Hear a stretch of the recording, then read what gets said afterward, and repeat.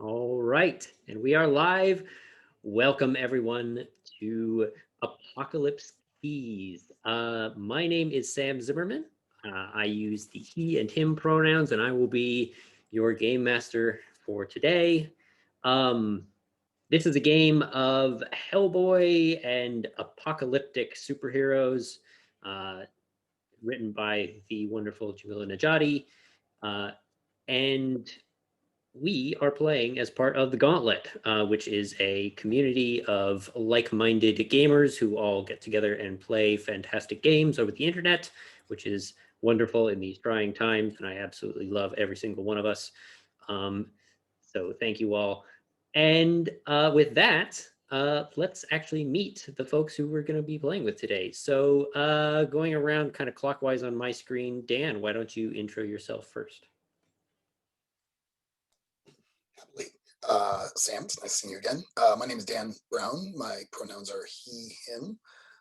And you can find me online at most places at Brownorama or on cosmicbeagle.itch.io. I've designed a few games up there. We're not doing characters now, just people, just players. Nope, just players. Chris is next on my screen.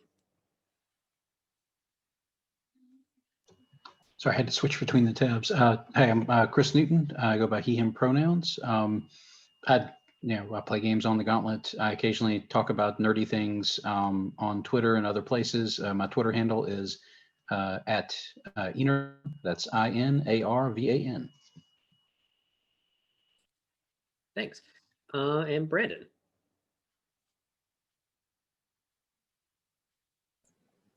Hi, I'm Brandon Berlowski. I got into the Gauntlet this year, and I've been enjoying a lot of games. Most of the things that I've written have been LARPs, although I did write a play that was supposed to go up this year. Perhaps it will next year, once the theaters reopen to the degree necessary. That's awesome. You'll have to let us know when that goes up, because that sounds amazing. And then Jex. Hi, Jex Thomas. I use they, them pronouns, and I've been on the Gauntlet for a while, but this year has really been a lot of reasons to start playing more games, so that's been cool. And I've played with a couple of you before, Chris and Sam. So, and if you want, you can find me on Twitter and some other places at Jex J Thomas. Awesome. And you can find me and the work that I've done at Typhos Games. That's on Twitter, on Facebook, on itch.io, wherever you want to find me, I'm probably there.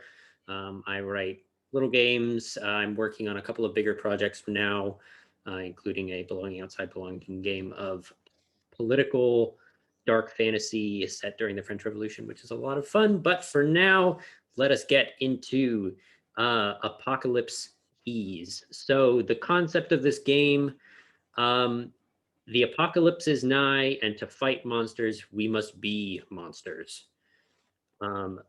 Apocalypse Keys is a tabletop role-playing game about a group of monsters who work for the Department of Interdimensional Vigilance and International Security Interdisciplinary Operations Network, or Division.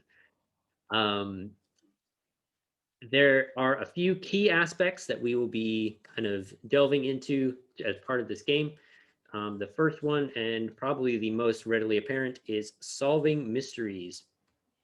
What are the harbingers of the apocalypse trying to accomplish? How can we hold them back? You have to use your powers, your connections, and your understanding of the monsters to solve every mystery. There are a lot of themes about collateral damage and going too far. You are a monster with great powers at your disposal, but that power is tied to something humans and the world can never understand. In this game, when you go too far, you or others will pay a price. Additionally, you only have each other. You are monsters fighting monsters, and there are very few other people like you. Fewer still who work with the division, and the relationships that you have mean everything. You create bonds with each other as a means of controlling your powers and making sure that you don't go too far. Fight fall in love, succumb to your emotions, and be vulnerable. And additionally, you all may end up becoming harbingers of the apocalypse. You have each done something terrible in the past, there is something that the darkness demands of you and is tied to the doom that awaits you. It may be prophecy, destiny, enemies more powerful than you, or simply the truth of your own nature. The game is very much inspired by Hellboy, both the comics and the movies. There's a lot that are kind of directly lifted and embodied in the mechanics, and we're leaning into the rule of cool and kind of emotional relationships that are found in the movies. So even if you're not particularly familiar with the original subject matter, don't worry about it. The mechanics will bring you there, and we'll all have a good time regardless. A couple of mechanical things.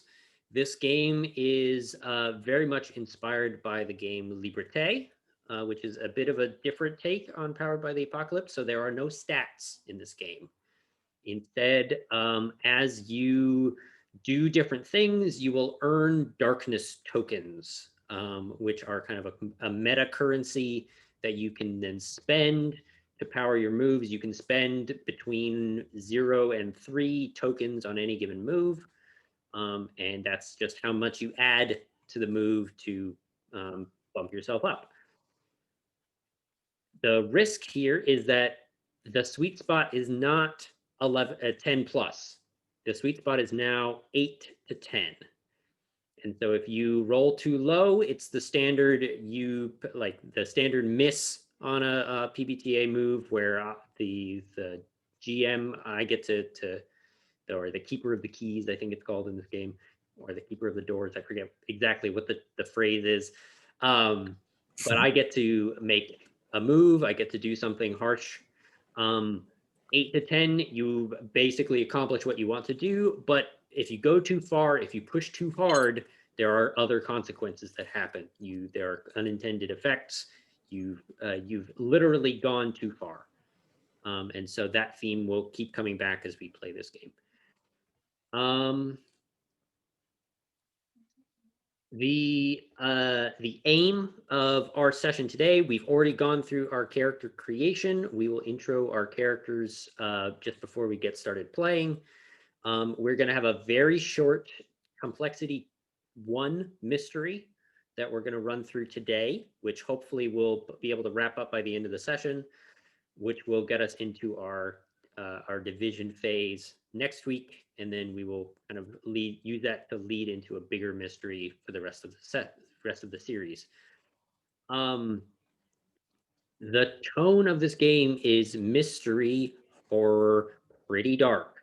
It is a very investigation focused. It's very kind of driven by almost like a noir feel of mystery and investigation, but it's a very dark take on it. There's a lot of grit. There's a lot of real stakes, and it is very possible that we will get into a lot of kind of difficult spaces with this game. And so we have already gone through a couple of key content warnings. We have talked about our safety tools already. For those at home, we are using lines and veils. We are using script change. We are using the open door policy, and we are using the X card. I will post a link in the show notes or the description for a place that you can go and learn more about those. Our lines and veils for tonight, we have lines on eye injuries, harm to children, racism, and sexual assault. We have veils on harm to animals, sexual content, suicide, torture, and homophobia. And we have an ask first on body horror. We also have a couple of characters that may have content warnings. Collateral damage is a big theme that comes up, and unintended consequences. We have, I'm just making sure that I'm listing the right things. There will be themes of telepathy and influencing emotions, potentially in a negative way. We're going to try and keep that in a consensual and respectful light.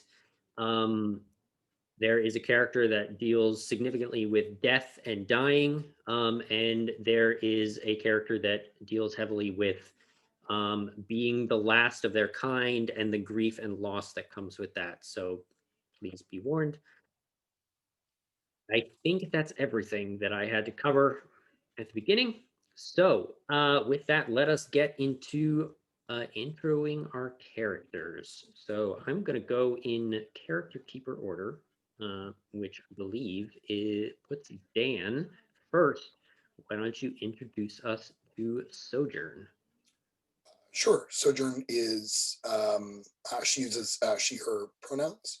She is the pure.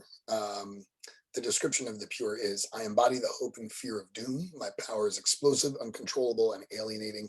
My heart yearns to destroy and be destroyed. I imagined her as someone who's a little bit out of time. So she has probably been around for a while. She dresses in the manner of the Old West, so sort of gunslinger, dark gunslinger type. She has angelic fury and beauty as her power of darkness.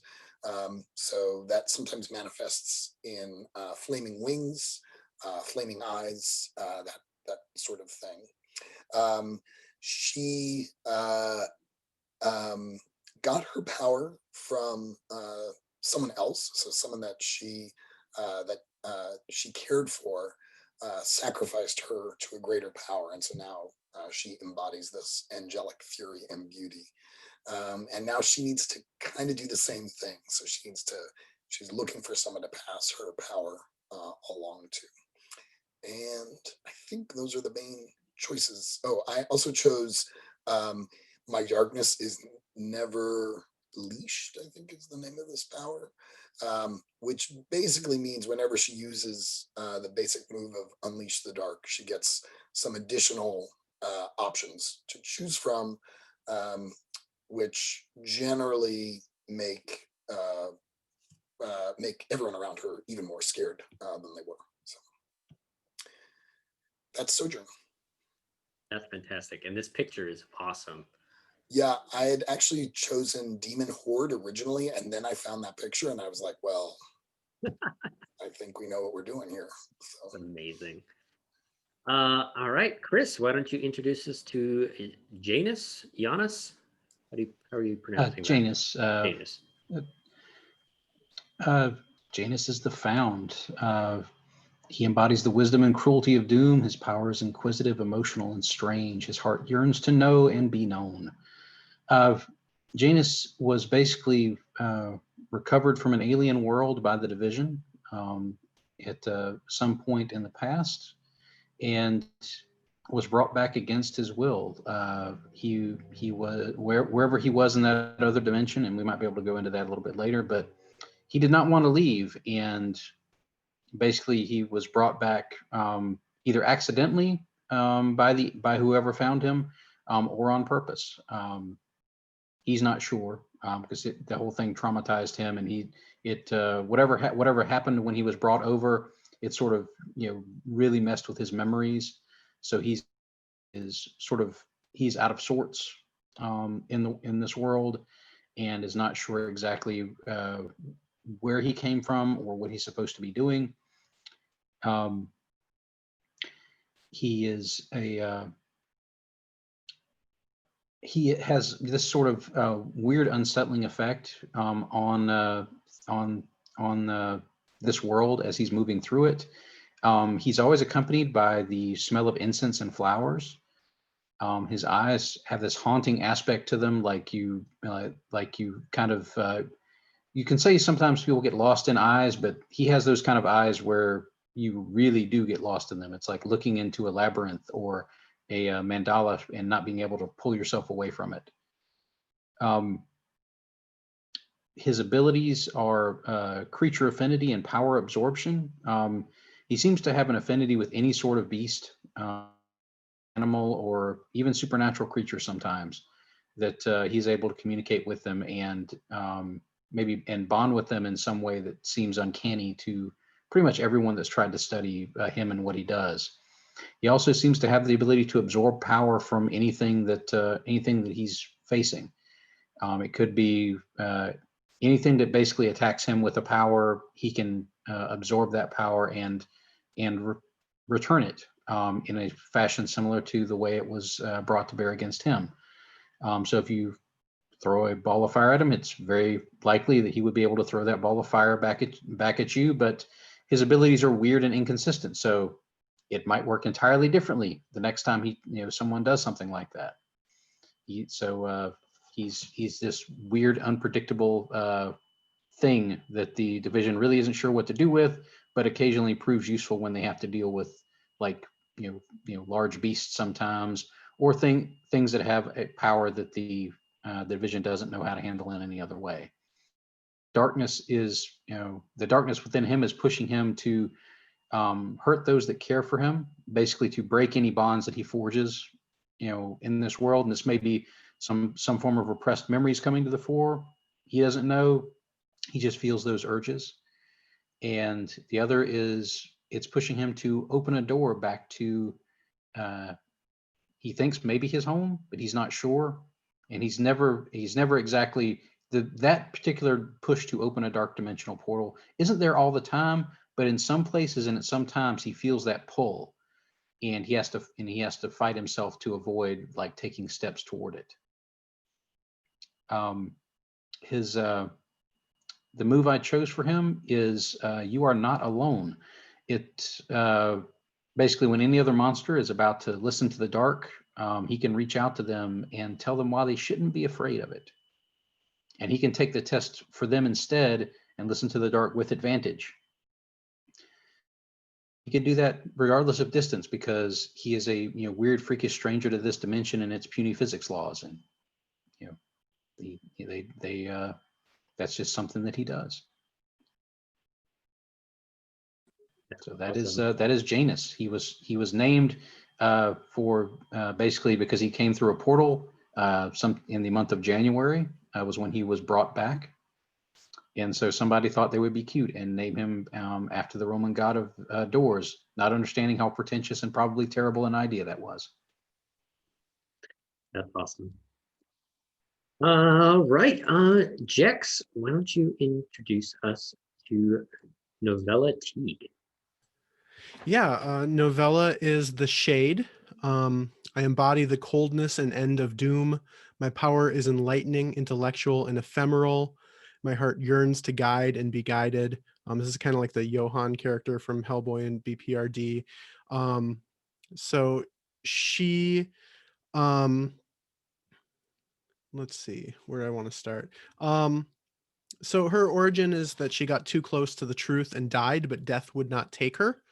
So she was kind of rejected by death and is still sort of walking this world. She smells of books and dark wood. She has a ghostly companion that never speaks, but I think always with her, and a face that can never settle on anything real. And I think the way I want to interpret that is that I think that her and her ghostly companion, their faces,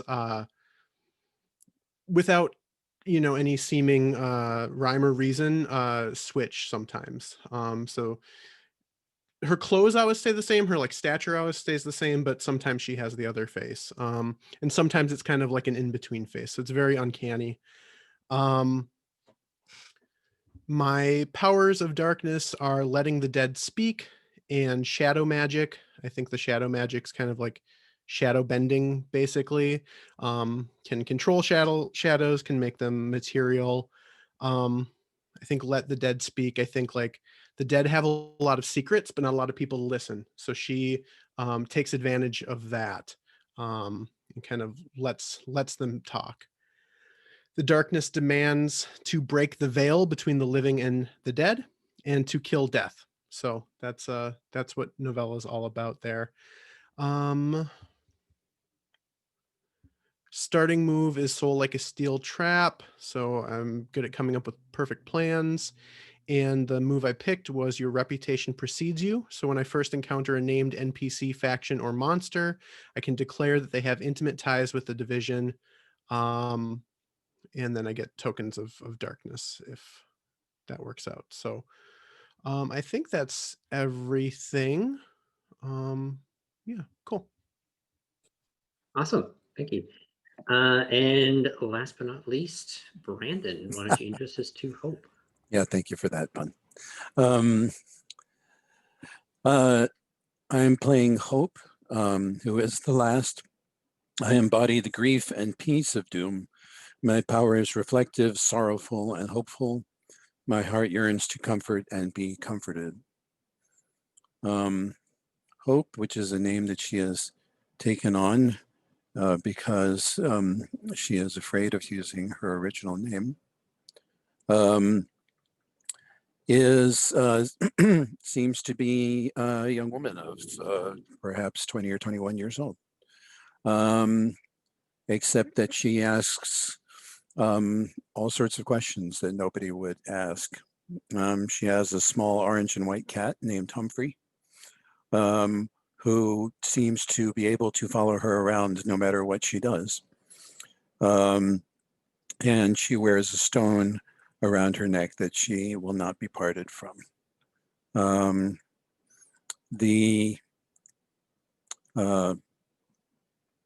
Her powers are those of dimensional phasing and of limited time manipulation. Specifically, she can make time back up for short periods. She is the she has two histories. She is the last human survivor of cataclysm that hasn't happened yet. And a future version of herself died coming back in time to give her the memory stone in hopes of avoiding the end of the world, which allows her to phase between dimensions and rewind to loop time. That's pretty much a lie. Hope is a clone. She's a genetically engineered human. Her people will be, in the future, slaves who will revolt and lose. Hope was the last. She and a squad of her sisters broke into an experimental laboratory and the others were killed, but she found the memory stone and used it to project herself back in time. The darkness wants her to steal super tech or magical weapons and leave them in space-time where her clone sisters can find them before the war starts. With the hope of, with the original hope of tipping the scales so that when the war against humanity starts, the clones don't lose. The darkness wants her to betray the division and to tip the scales so that her people prevail over all of humanity. Her basic move is the last is ashes to ashes. When she declares out, she can basically recall things that have either are known in the future to have happened, and thus possibly gain some advantage.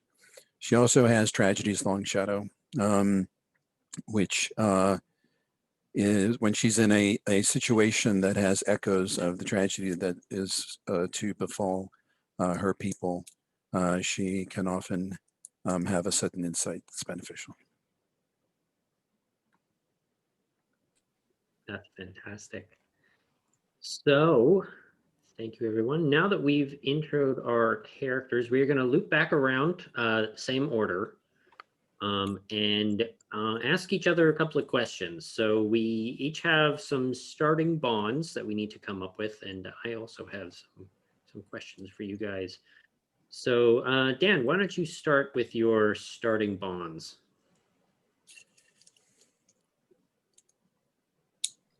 Do I direct these to a specific person? That is up to you. If you have a person in mind, you are welcome to direct it at a certain person. If not, you're free to just kind of offer it up to the table and see who bites. Okay. I'm wondering if Well, let me do the second one first, which is, and I will lead this up to the table. The bond is, I love you, but you rejected me for my own sake. Why? Anyone want to take that one?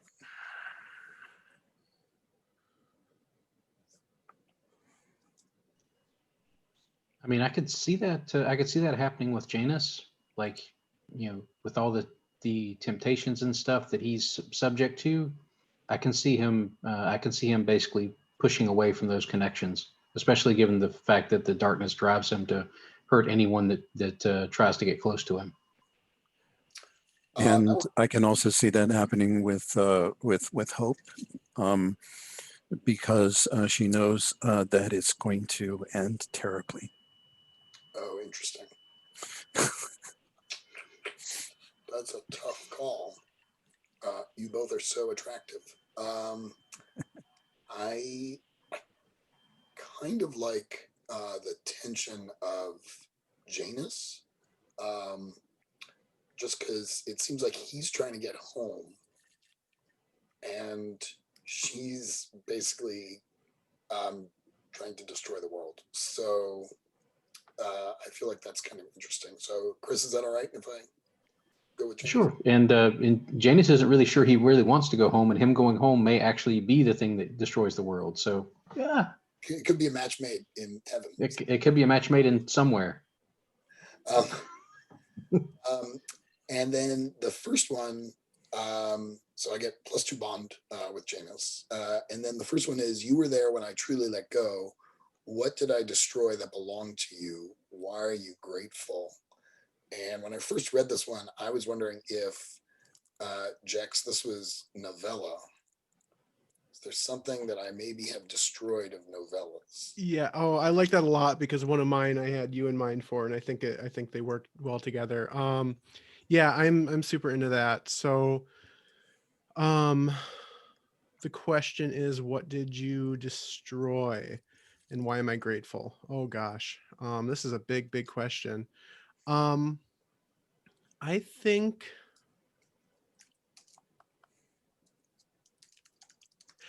that you destroyed a locket that I had, and destroying the locket is what unleashed my ghostly companion, and so I'm grateful for that. How's that sound? That sounds super cool. Cool. All right. That's amazing. And then I have some questions for you, Dan. You mentioned that you had this kind of progenitor that gave you this power. What relationship did you have with them before they sacrificed themselves? Well, they sacrificed me. They sacrificed you. Yeah, someone I cared for sacrificed me Yes. to a greater power that I now embody. Okay. I think she was raised by she was sort of a foundling. So she was raised by a family that wasn't her biological. And maybe it was kind of a single parent type deal. This little girl was found, and then this person that found her raised her, but also was getting increasingly tempted by some darkness, this greater power, to the point where they were sort of compelled to give Sojourn over. Sojourn's name was not Sojourn when she was a kid, and then Sojourn is sort of the embodiment of this darkness, is how I'm imagining it. Yeah. This person may have been a man, and he was kind of a bank robber, so a ne'er-do-well, and he sort of trained her to be with various, let's call them survival skills. But he maybe got in over his head and found an out to it and ended up sacrificing her.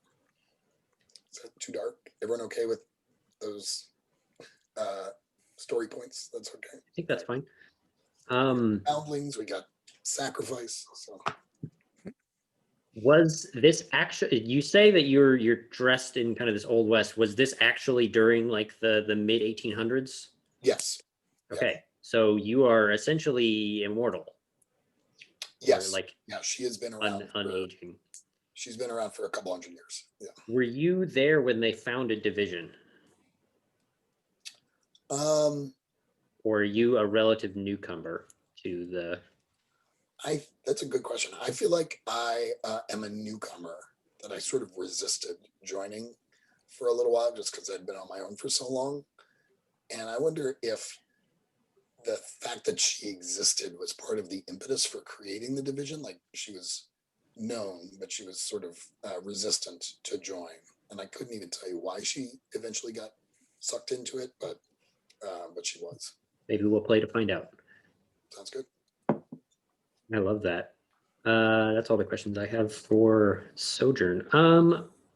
Jonas, why don't you ask your starting bonds? Okay. Let's see. First I have, you were there when I was found. Why do you pity me and why do you admire me? So I'll sort of offer those up to the table. And that seems like it might work for just about anybody.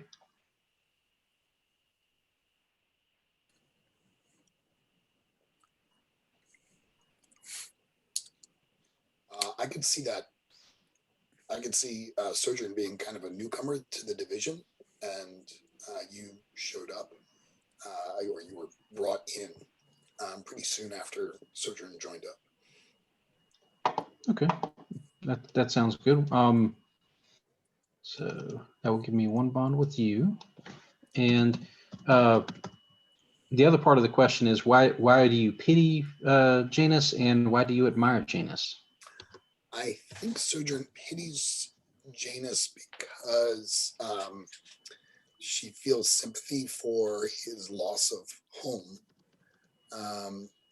and she admires that he, at least relative to her, appears to have more control over his power.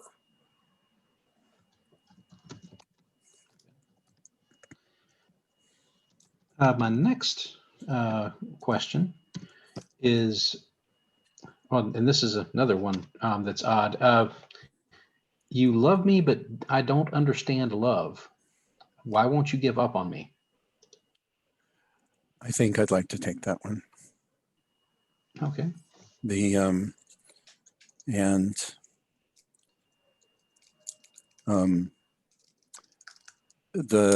why I won't give up is because you will understand love. And that probably has something to do with the fact that I am here to get home. That sounds like bad news for all of us. I love it. It's awful. That's why I can't help but loving you, because you want to go home so badly, and I can probably do it at incredible cost, maybe to everything. Excellent. That's amazing.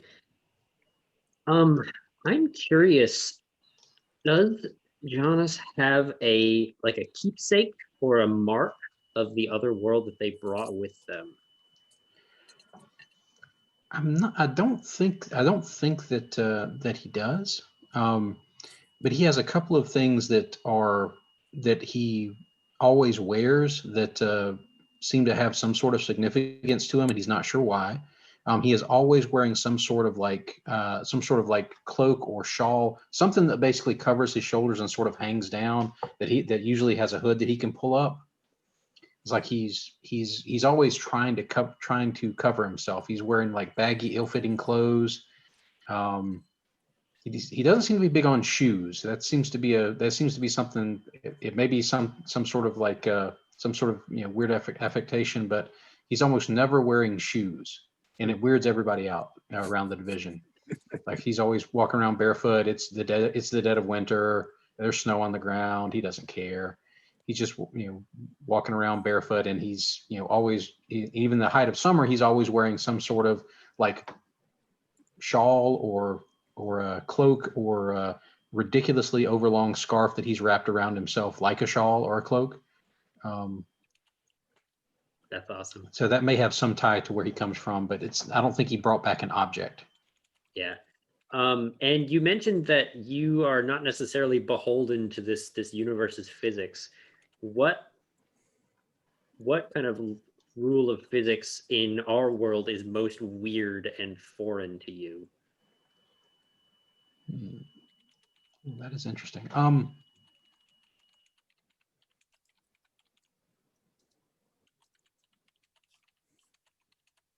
I think he's not always he's always semi-surprised by the physicality of the action reaction law. Like like a rubber band snap will always surprise him. Like broader scale physics, he doesn't seem to be taken aback by too much, but just like that little small scale thing, like you can whatever you push is also going to push back. Like there's always that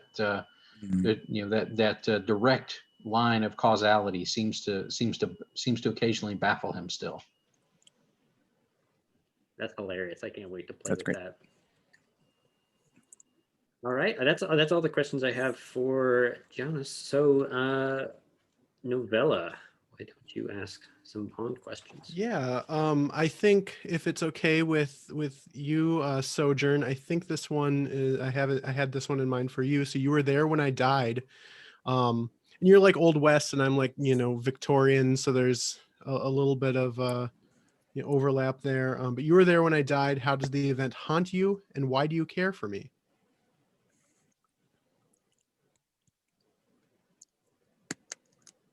I am no longer muted. I really like that.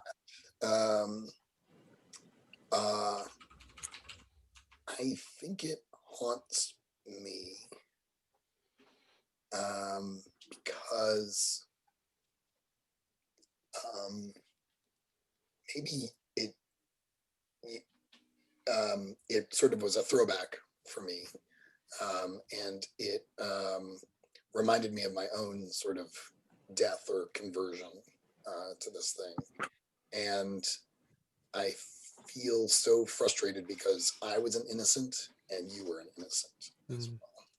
So I think there's a strong sympathy there. Cool. And then this one I'm thinking for Hope, if that's okay. I love you, but I can't accept it. Why do you allow me to remain ignorant? Yes, absolutely. Okay. What are you ignorant of? I think I'm ignorant of the depth of my feelings for you, because I can't accept that I have those feelings. So I think I don't let myself. I maybe see the edges of it, but I don't let myself peer too deeply.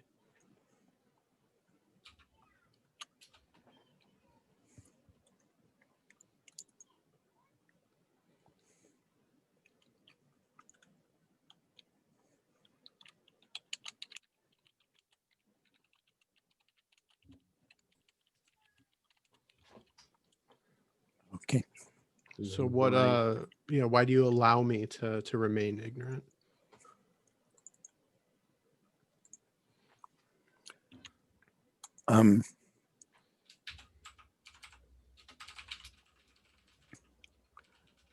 That's a there's so many interesting answers to that question. So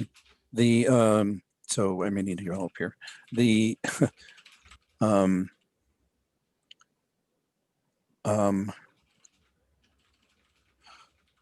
So one possibility, to remain ignorant, basically, of your own, the fact that Hope recognizes the depths of your feelings. Is that right? Mm-hmm. Okay. I think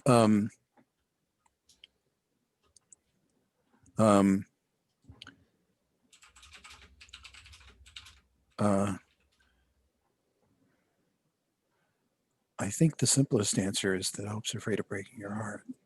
Okay. And Hope wants family more than anything.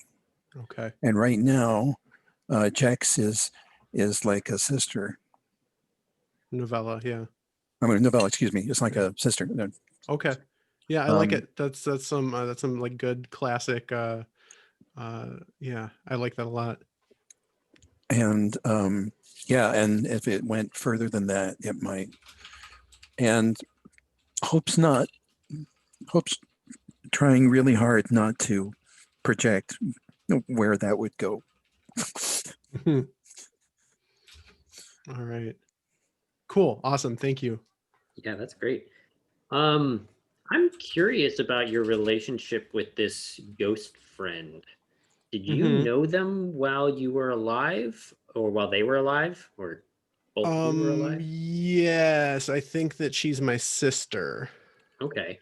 And that's why she, like, the locket was a photo of my sister that I carried with me. So when that was destroyed, it unleashed her ghost. I think I'm really disturbed by the fact that she can't talk, and I don't really get what she wants or why she's here. She's just sort of always with me. Um, I wonder if some of my power actually comes from her. Maybe that's a play to find out sort of thing. I like Mhm. that. And that might explain like the weird face swapping stuff. Yeah, a Yeah, little bit. maybe she's taking over. Yeah. And how does your sister feel about your relationship with um Hope? I think it's hard to say since she can't talk. But I mean, I do, uh, know her mannerisms and her facial expressions, and um, I Oh, kind I'm oh, sorry. Go ahead. I'm sorry. Go well, ahead. When I you're was done, gonna I have say, something. I think it's a case where, like the feelings that that novella has are blindingly obvious to everyone except her because she pushes them down. So I think that there's a discomfort.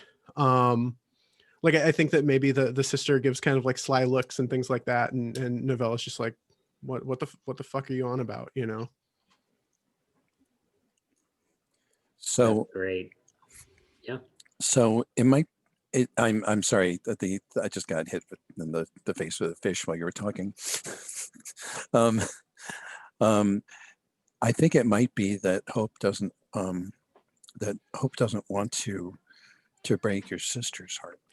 Ooh, I like that. Um, Yeah. because you've got a special relationship, and Hope would be afraid if she inserted herself in there Yeah. that would be catastrophic. I mean, that might. Yeah. I mean, what if your sister decided that she couldn't abide it Right. Oh, and that's dope. left? Yeah. You know, and that's not a foreseeable thing. Yeah. Oh, Yeah. that's really good. That's good. Yeah, I like that. That's amazing. And last again, Hope. Okay. Jamie did. I have to think that Jamie did that on purpose and put the I last at the put the end. last, yes. So the first bond I have is, you know of another like me, why will not telling me protect me? And I am happy to throw this one open.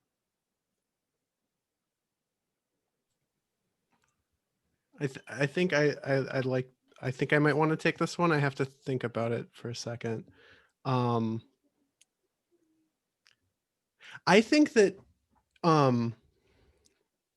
ages ago, like when I was alive, I met someone who looked like you, who looked exactly like you and similar mannerisms. And I think that she failed in her quest. Um, and I don't want you to know that because I'm worried that that will push you in a particular direction, or will imply that, your quest will similarly fail. I like it.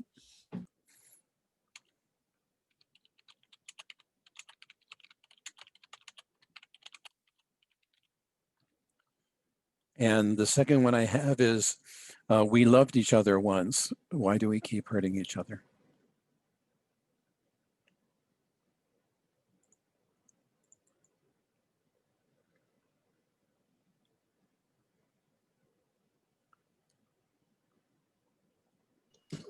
Like that could kind of make sense for Janus, but we've already got that one ship bond. I think so if somebody else wants to jump in on this just to complicate matters even more. Yeah, I'm trying to see if I can make it work. Why wouldn't we be able to?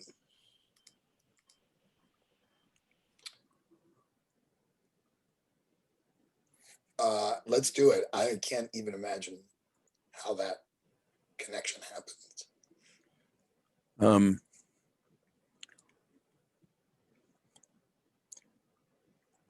Let's see. Well, the interesting thing about no, I'm just spitballing here. Now, the interesting thing about once with a time traveler is that doesn't necessarily mean in the past. I'm not sure that makes it any simpler.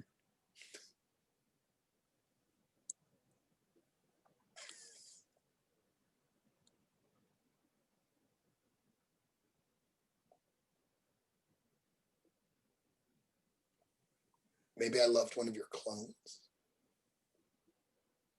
Yeah, they're basically me, so that would count. Basically the same.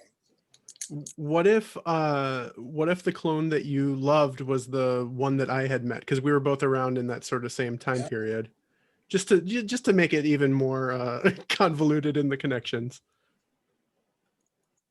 Is someone drawing a relationship map? Because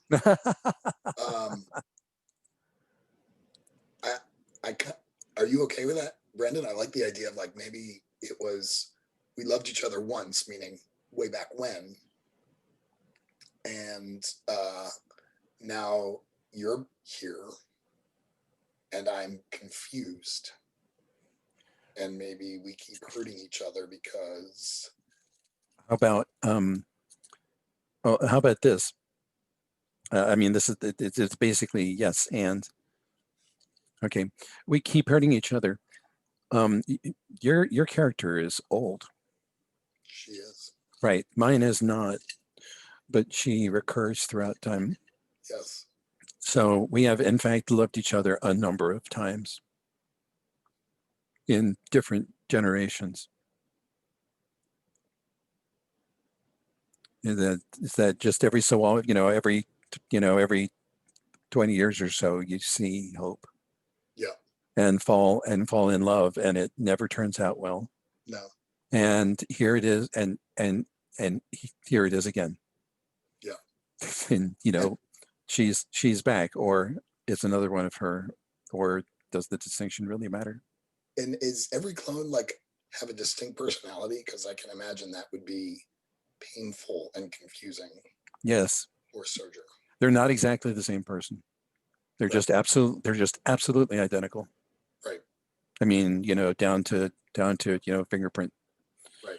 Fingerprints and iris patterns identical, and they're not the same person. But they have there's that a tragic that tragic attraction. Yeah. That happens over and over again, and it's happening again. That sounds perfect. Perfect. That's so tragic. Being the last is a bitch. Yeah. You have this stone that you say you're carrying around. Do all of the clones have this stone? Is this something that you are special because you have it? They all apparently have it. Okay. So either there's more than one, or it's a time device. It may simply have a multiplicity, multiple existence. Yeah. What about the the stone or the necklace makes it seem ancient, and what is very clear when you look at it that it looks like it was made yesterday.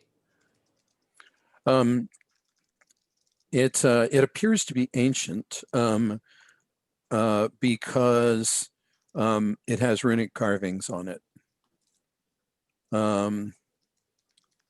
It looks like it was made yesterday because there is not a mark on it, and it doesn't and it doesn't seem to be a natural substance. It seems to be synthetic. I love that. It's the mix of like it's ancient design, but like modern like plastics and Yeah, well, synthetic materials. futuristic plastics. Yeah, Yeah. futuristic. Throw it into a blast furnace and it's not going to burn kind of plastic. That's fantastic. And what makes clones different than the regular people that are walking around? Is there an identifier besides just the look? Are you specifically engineered somehow to be better or different in some way? Yeah, we're absolutely engineered. Well, my my clone was basically engineered for I'm going to say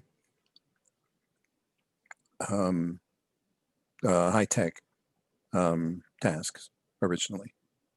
In other words, as the computer operators and operators of specialized equipment. Where there's a fair amount of grunt labor, but it requires sophistication in order to do it. I like that. And are we different? Our bones are printed. Oh, that's cool. I like that. So if you know how to look, we're completely, yeah, we have something that, with, in the future, common scanners can tell us apart from real people. I love the whole like your bones are printed thing, because that both says that you're probably sturdier than a normal person, but you also can't fix your own bones. There's all sorts of, does that fit? whatever you want. This is all in the realm of play to find out. So Yeah. I'm happy to go anywhere. Yeah, anywhere it goes. I'm excited to play with that. Yeah. But there's very much, notwithstanding that she can pass, she it was made abundantly clear to her that she's not a person. Okay. We will explore that a little bit. So we are past the hour. We're actually at about halfway through the session, so I think we're going to take a bit of a longer break and maybe just do one kind of longer break in the middle, and then we'll play for about an hour, and that gives us some time at the end to do wrap up stuff. So why don't we take 10-ish minutes? Be back at the top of the half hour, and I will see you all in a little bit. All right, we are back from our break. And so we will get started with our mystery, which for the purposes of this, we are starting with a very simple one complexity mystery that I am tentatively calling Destiny Quakes, even though I'm just kind of making it up on the spot. So the way that mysteries work in this game is that as you play, you will be gathering keys. And you gather keys through the basic move, grasping keys. And so that occurs whenever you search for a clue, investigate the signs of the apocalypse, or use your powers of darkness to gather information. Eventually, in a longer session, you would get a lot of keys. And then when you feel like you're ready to solve the mystery or finish the investigation, you say what it is, and you roll with the number of clues or the number of keys that you have minus the complexity of the mystery. So it's -1 for this particular mystery. And then Again, it's an 8 to 10 is kind of the sweet spot, and then an 11 plus is the truth is complicated, and on a 7 minus, you missed something, and maybe you're not completely correct, and we will deal with that as we go. So to set our scene, the four of you are set out on a crappy little fishing boat off the southern cape of Chile. And it is a terrible storm. You guys were sent down here because there were reports of a series of devastating earthquakes that seemed to have paranormal origins. And there was some amount of information that pointed it off the coast. And so the four of you hired the only boat that was willing to take you out here. And here you are, stuck in the middle of a thunderstorm on this tiny little dinghy off the coast of Chile. So to kind of set our scene, what did each of you bring with you that you thought would be particularly helpful on this mission? And let's go around in character keeper order here. So Dan, did Sojourn bring something with her that either you thought was going to be helpful, or maybe was kind of a creature comfort, would keep you sane during all of this? I think she has a divining rod that back in the day when she was a kid, they used to use to look for wells. And she's come to believe that it can help detect paranormal activity. So maybe it's kind of broken over time, so maybe it's more of a twig these days, but it's something that she likes carrying around with her. That's fantastic. A little divining matchstick, essentially. Yes. Twig. Her divining twig.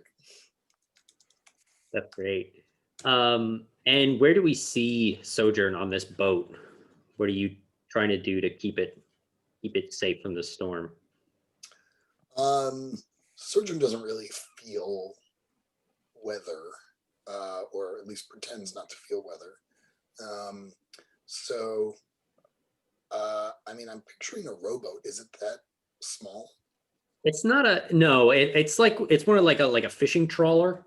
Okay, all right.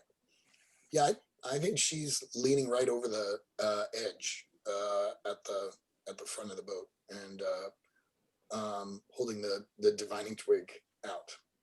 Yeah, and I think to just kind of put a little bit of this supernatural on, I think the rain is hitting you and maybe instantly vaporizing off of you. Yes, I like that. That's great. Yeah. Giannis, what did you bring with you, and where are you on this boat? Oh, well, I think there are a couple of things. I think Janus was given like a poncho type thing to wear on this, just one of those hooded things, and he is being continually like bedeviled by the fact that the wind is whipping it up, and like he keeps like just obscuring his entire face, and when he tries to pull it down and pull the hood down, it keeps whipping off the back, and he's he's continually fighting this thing. And it's like a heavy rain poncho. Like it's not like a floppy thing. So it's, the wind is up pretty hard. And in addition to that, I think as the boat's been going out, like his affinity is active, and it's attracted like this following of fish, in particular, like a particularly frustrating group of flying fish that like jumping out of the water and then being caught up by the wind and like just bouncing off random bits of the boat, and occasionally like bumping into his head, and he just like tries to catch them and drop them back in the water. They seem to be mainly focused on him. I think maybe occasionally they might hit somebody else, but it's mostly like they just every minute or so, there'll be another one that just flies up out of the water and like crashes into him, and he catches it and tries to put it, back in the water, and is confusedly, but seemingly contentedly, managing being repeatedly smacked by these fish that are trying to get closer to him. I love that. That's great. So Novella, what is Novella up to on this boat? Yeah. So Novella brought a haunted umbrella, which she thinks is perfect for this storm. But I imagine you all can tell me who. Someone keeps trying to point out that holding an umbrella during a lightning storm, not a great idea. I don't know that it would affect her much because she's a ghost, but could affect the boat. I picture her kind of at the bow, right? Sort of legs, outstretched up on like a crate or something. Just sort of looking very disinterested. And her ghostly companion, her sister, kind of just sort of hovering nearby, looking kind of dour. That's hilarious. This complete disinterest in everything that's going on. And I love this little Victorian ghost that's just sitting on this box. That's fantastic. And what is Hope up to in all this? And what did you bring with you?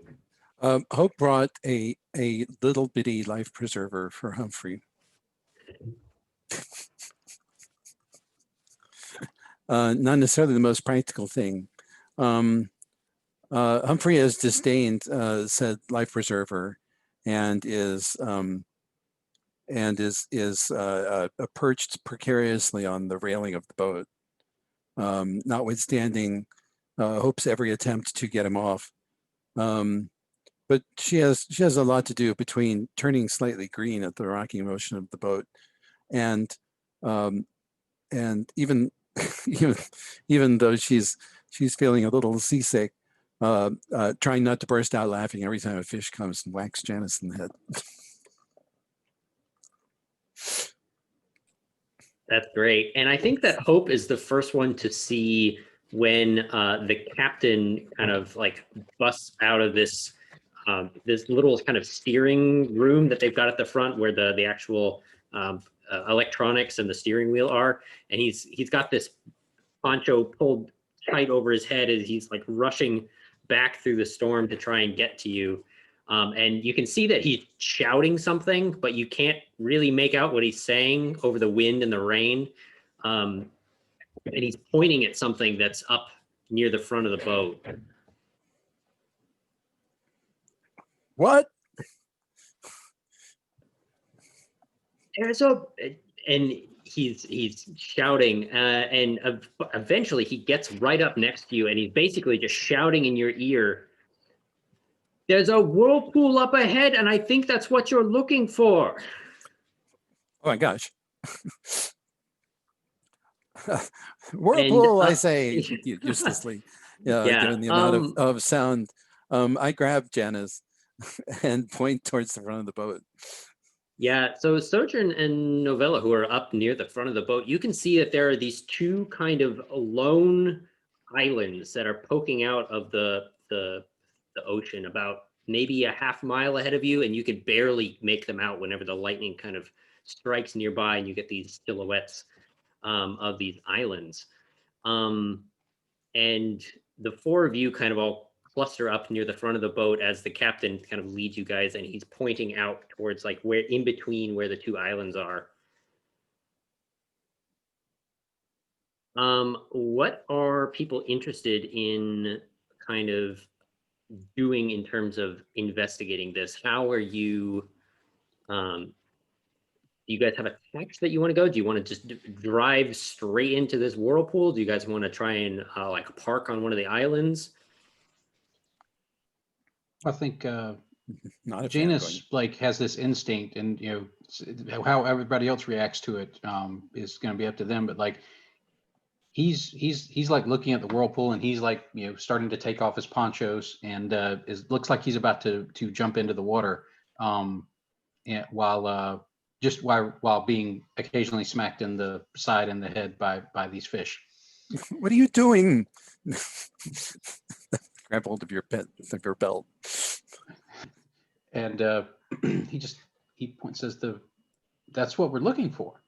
Yeah, There's yes. there's something down there, so we have to go down there. Don't worry, the fish.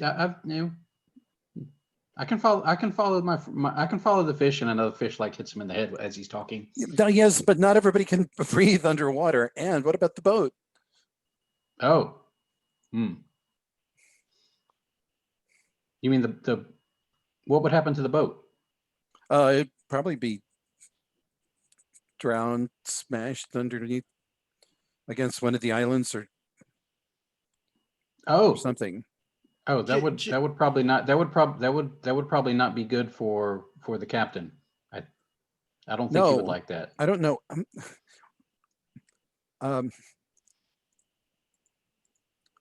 Sojourn, do you know what to do? The more I think about Sojourn, the more I think she is a woman of few words.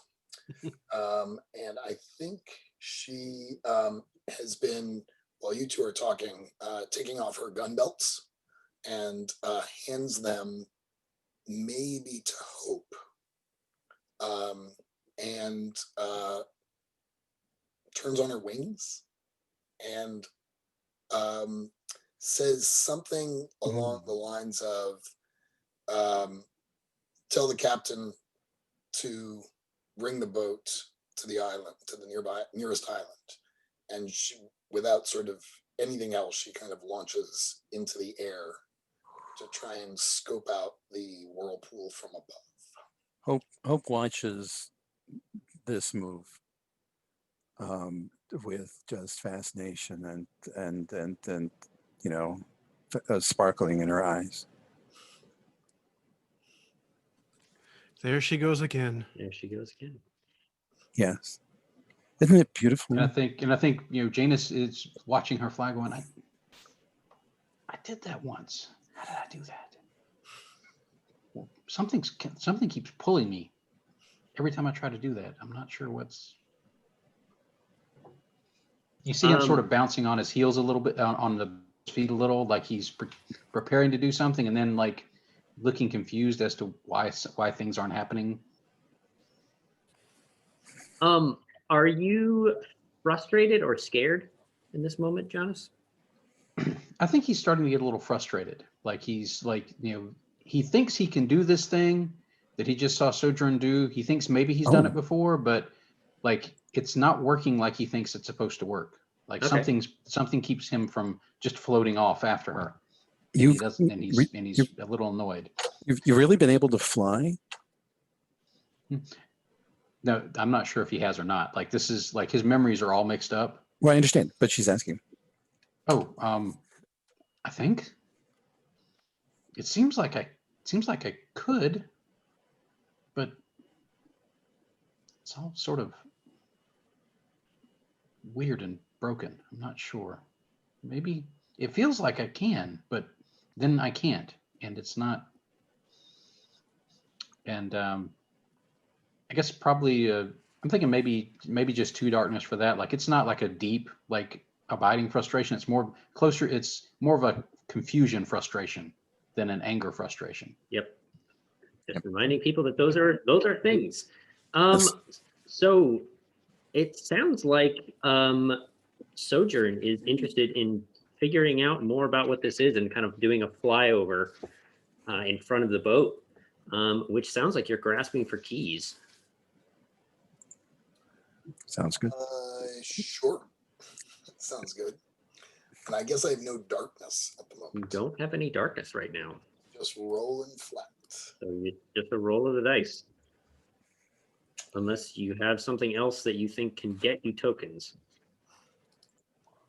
I was looking at that and not feeling confident.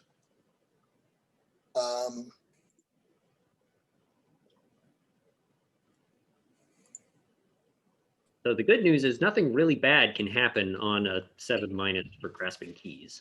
Okay. It has a set consequence. Let me give it a try. So I'm just So going to this is roll just 2d6. 2d6. And I rolled a 7. That is a 7, which is on a 7 minus. You find more than you were ready for. You do not. So normally you would not gain a key, or you can choose to mark one of your doom to get a key anyway. But in doing so, I will reveal how you might become a harbinger of the apocalypse.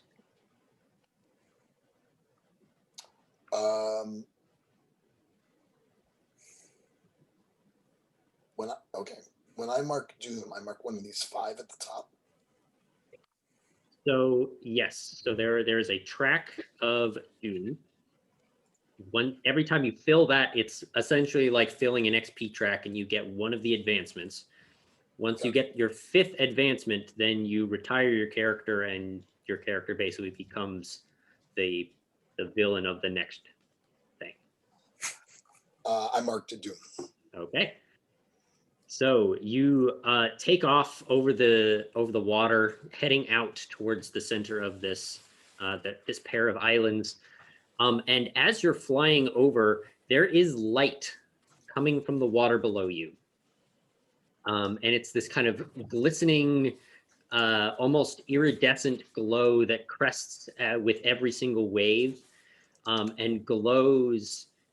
And every time a wave kind of crashes down below you, you can see brightly illuminated the spray of salt water that kind of lands out beneath it, even when there's no lightning.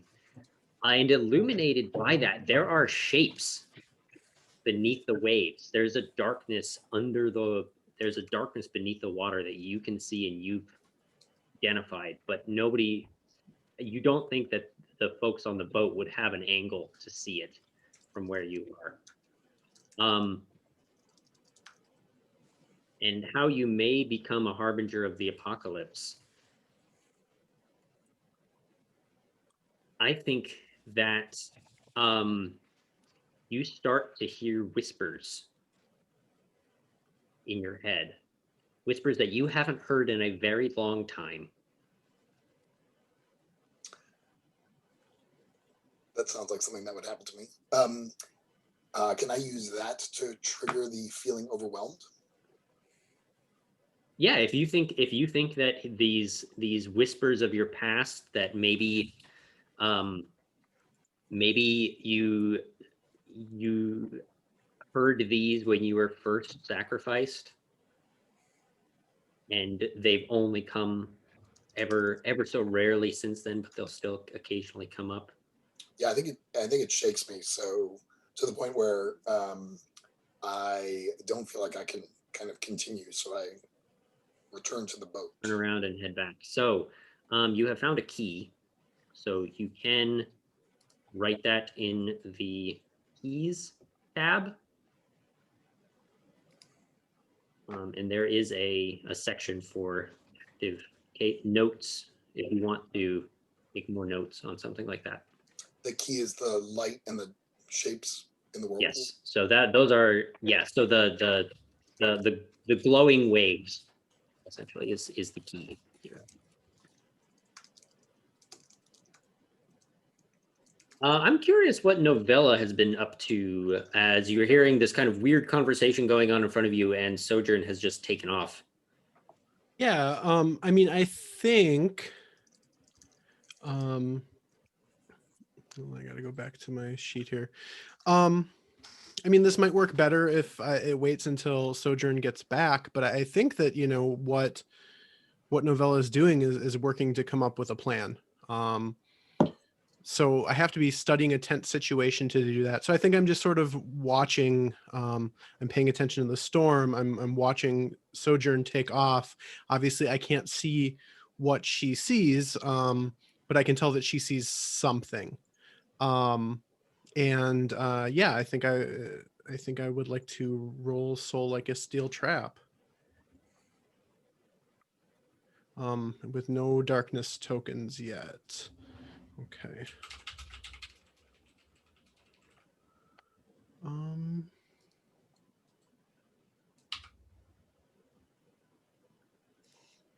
Wait. Okay.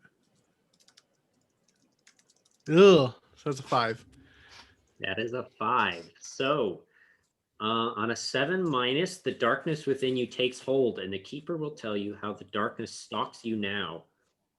You can mark doom or a condition to get away from them for a while, but still expect the worst. You want to mark doom or a condition. Actually, so I tell you first. There's a boundary that you cross, and you're the only one who can sense it.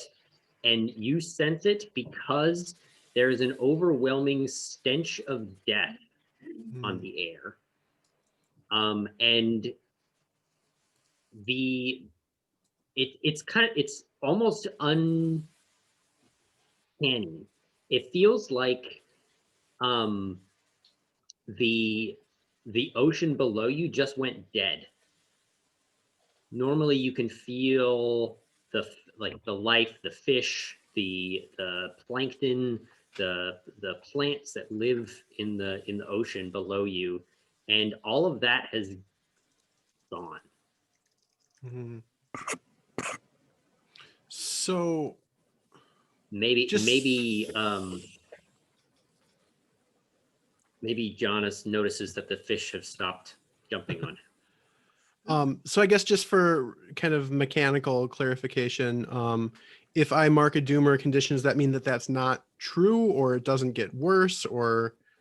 I think what that means is that it does not directly cause a negative impact on what you're doing. Okay. So I think that's how that's going to work, is that if you choose to not do anything, there is going to be a negative narrative consequence right now. Okay. Or I'll mark a doom. Okay. Novella, what's happening? Everything just, it's like everything just went still. And like she looks over at Janus and so have you noticed? They're not here anymore. They're not hitting you. And Janus sort of looks around. He had just the last fish that hit him, he had just tossed it back, and he steps a little forward, and sort of looks, and I think looks gets that confused look. Like you see that a lot with him. That's not an uncommon look. Yes, you're right. They're not there. They should be there. It's not just the But they're fish. not. It's everything. There's nothing. It's negative. Okay, Captain. The captain runs up, and I think this is the moment where Sojourn probably lands beside you guys. Steer for that. Go around and steer for that island. And he like puts his ear next to your face, trying to listen to you. What did you say? I can't hear you. Around and steer for that island. Okay. And he waves half-heartedly, like you can tell that he is terrified right now.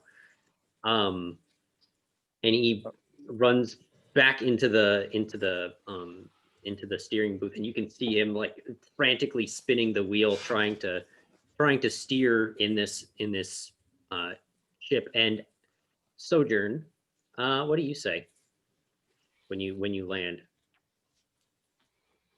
I'm sort of very matter-of-factly, all business, kind of grabbing my gun belts back from Hope, and reattaching them, sort of giving her the stare, like you couldn't take better care of these while I was gone. That kind of look on my face, and I just say, there were lights in the waves, shadows there too.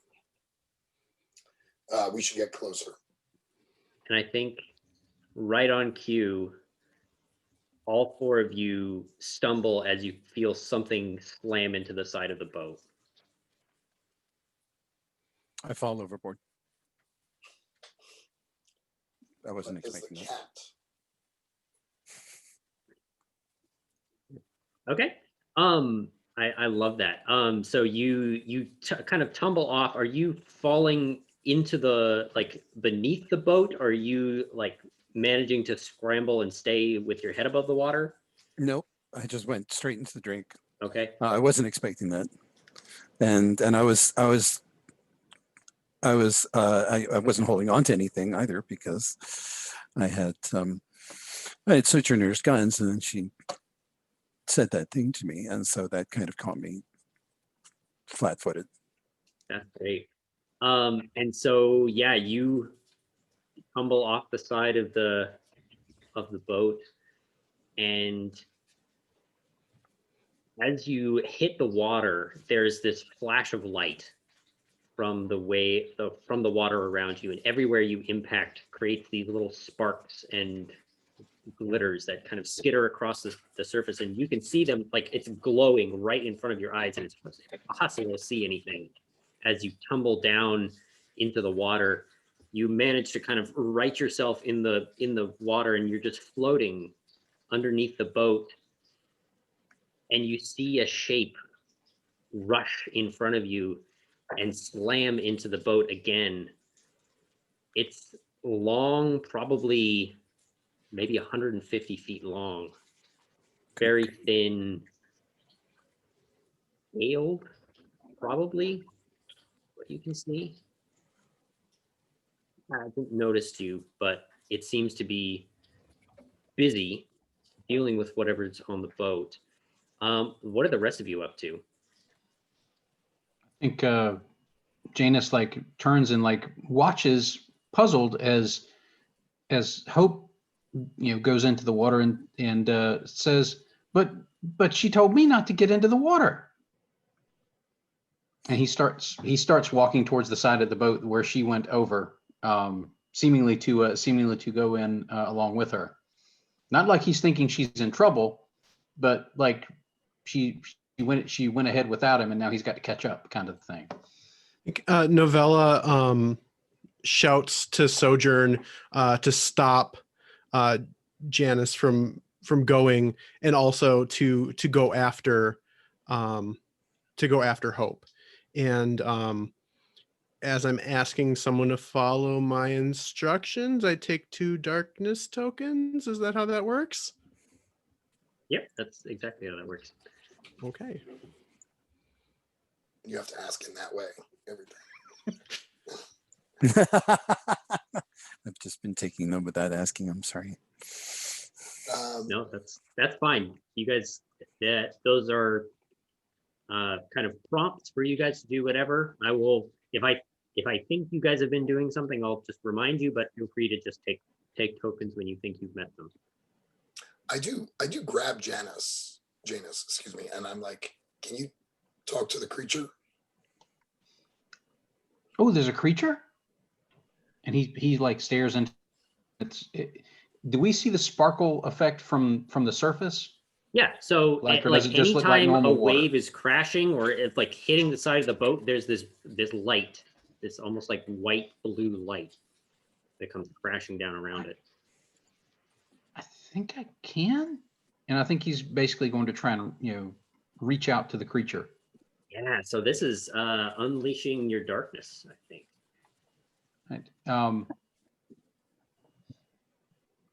Sorry, See, this is now, evil monster. this could also trigger my "you can't hide your heart from me" move, depending on whether this thing is an actual animal or whether it's like, sufficiently intelligent to actually like have a mind I can interact with that way. Yeah, when you're sensitive. So, is it a creature or is it a? I like you a can't person? hide your heart from me. That's fantastic. So yeah, why don't we do that move? Okay. Let's see. I roll plus darkness. This is So roll I plus currently darkness. have 2 darkness. So let's see how that goes. Do you want? So this is roll plus you actually spend the tokens. So Okay. if you want to spend both of them, then you get rid of both. I think I'll spend both of them here. Let's see how this goes.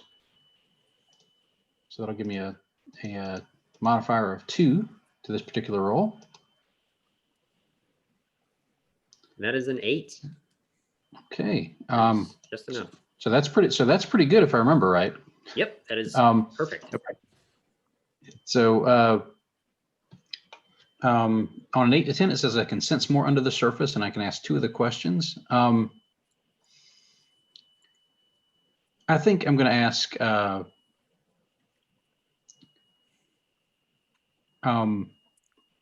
what is it afraid of, and how can I make it trust me? Okay, that's amazing. So when you reach out to this thing, is there a kind of a physical manifestation of that, or is this just like straight telepathy? I think there's sort of like the people near me when I'm reaching out, like I think it feels, they get like an odd feeling, maybe like a goosebumps type chill. I'm not sure how that would work for Novella, honestly, because she's a ghost. But like it's sort of like, you know, that sensation of like, oh, somebody just walked across your grave kind of things, like ooh. Because it's basically him interacting with the world in a way that the world doesn't like. So anybody that's anybody that's, you know, even anywhere closer to being normal than he is, which is pretty much everybody, gets that odd feeling whenever he does something like that. So it's not visual, but it's definitely an aura, I think, that you can sense. Yeah, and in this case, that feeling is magnified tenfold as you reach out and touch this consciousness that is truly ancient, older than anything that you've ever interacted with or felt before. And you kind of feel this panic, almost this primal fear that is just bubbling and raging inside of this consciousness that is trying its best to defend itself. And it is, so what is it truly afraid of? It is afraid of basically losing its home. Now, how could I get it to trust me? How could you get it to trust you? It currently sees you as a threat. And so you get this feeling that it is lashing out at everything. It is terrified and just kind of panicking. And so it's going to be difficult to get it to trust you unless you're able to calm it down or convince it that you're not here to hurt it. Okay. I think I think Janus starts talking aloud, in part because it's easy for him to think about things that way in this kind of context, because his brain is doing something. So it's easier for him to just verbalize the other stuff he's trying to do. He says it's scared. It's scared of something that's attacking it. If we can, it thinks we're a threat, but it's not. It doesn't know exactly why we would be a threat. It's just seeing us as one. So if we can calm it down, I think I can convince it to stop whatever it is it's doing, and maybe help it. And I think, Jana says, maybe we should get Hope out of the water. I think it might accidentally like hurt her, because it's that scared. It's flailing. It's lashing out. And I think that's me asking for somebody to listen to me. Yeah. So I'll take two more darkness there. Who's going to help Hope? I think Sojourn is probably best equipped to do that. She will take off her gun belts again and look around for Hope, and then realize, oh wait. So she puts them down on the crate next to the ghost, and is like, just watch these. She sort of takes off and then comes down into the water to grab Hope.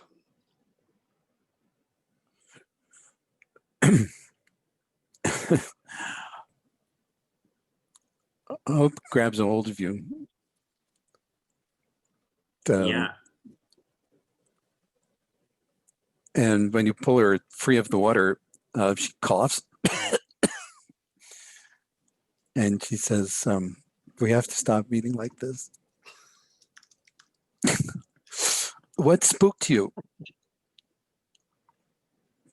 You're only an asshole when you're afraid of something.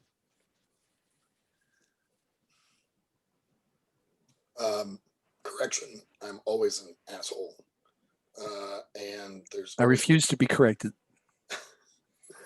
Can I get you out of the water? And your cat is annoying everybody on the boat. So we should get you back to the boat. But what is that down there? When I went to check out the whirlpool, yeah, I heard the whispers. And I feel like maybe at some point in a previous iteration of our relationship, I had talked to you about the whispers, but maybe not in your iteration of our relationship. Oh, Hope puts her hands gently over your ears and goes, you can't listen to those. Shh. Oh, okay. I'm not actually. No, but she's going to do the move, reach for the light. I was going to ask about that. Is Mm-hmm. that what you're trying to do here? I love that. That's what she's doing. I'll spin too. As you're hovering over this storm-tossed sea.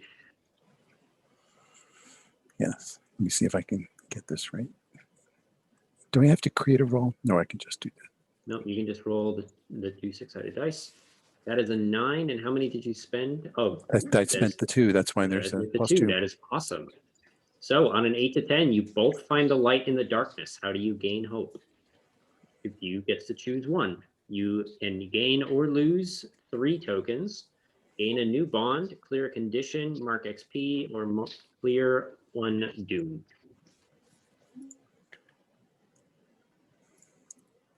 Well, the temptation is to get XP. I'm going to say it's another bond. And I'm going to, as reluctant as Sojourn was to have this connection with Hope, whatever she did worked. So I'm going to clear my doom.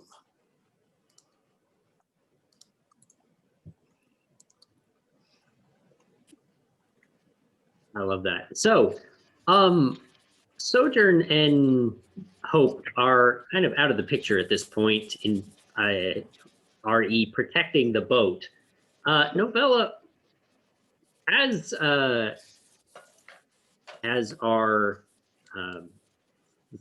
Jonas is like kind of leaning over the side and trying to commune with this thing, how are you actively trying to like keep the boat from turning over and stop this thing from just smashing the fishing trawler to bits? Geez. That's a lot of responsibility to put on me. Everybody else ran off.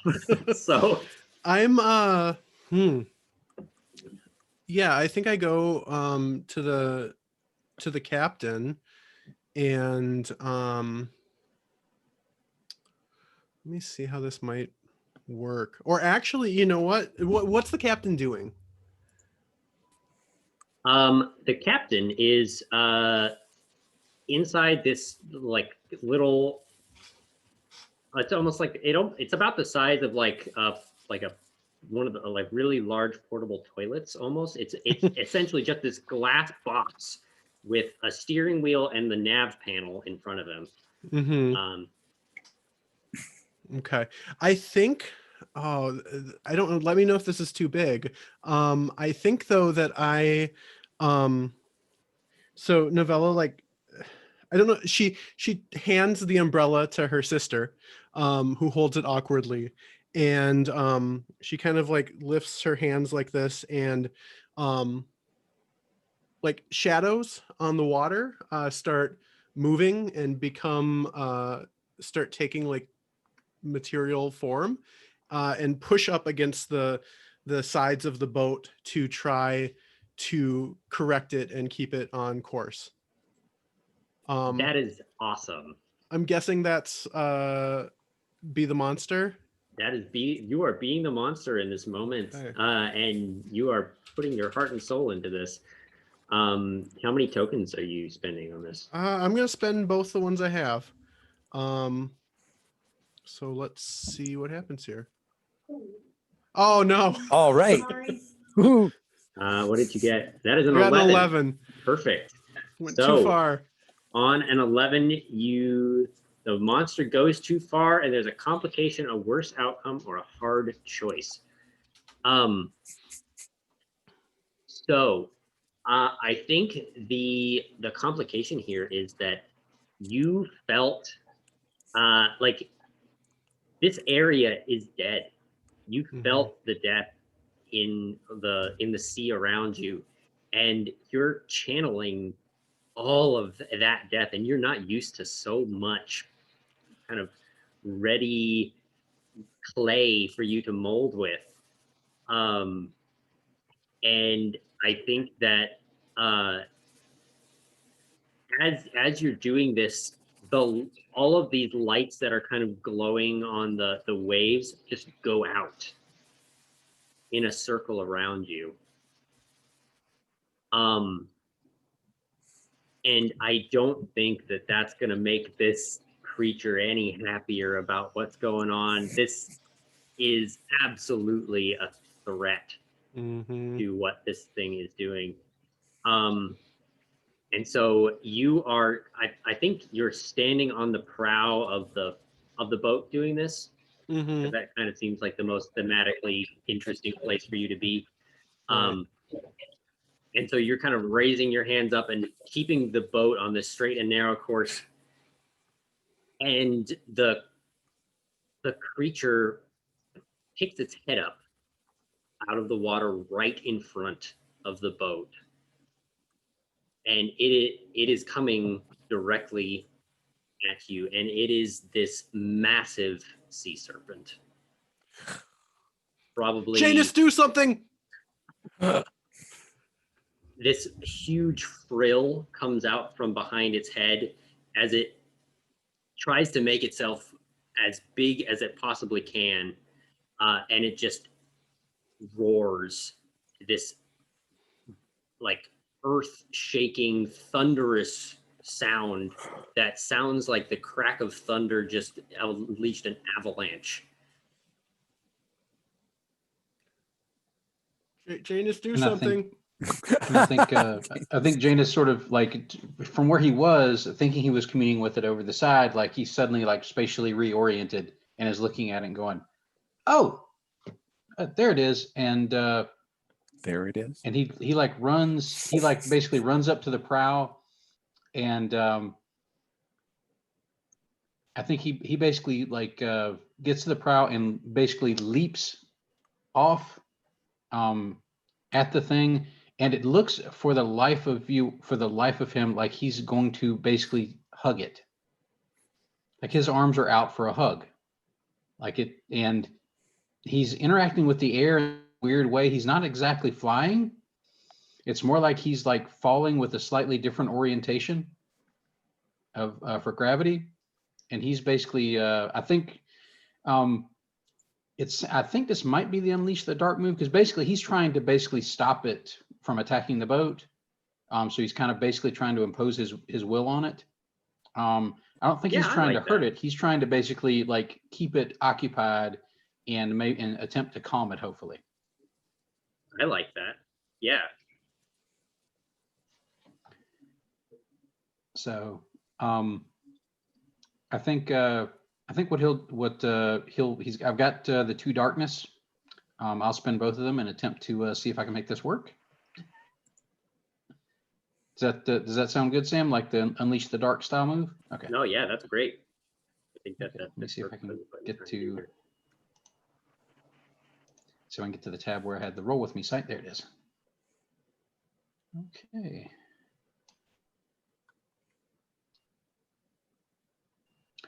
Wow. That is Nice. a big honking 4. So apparently I either go straight down its throat or just bounce off it awkwardly and end up in the water somewhere. That is Or hilarious. something worse. So,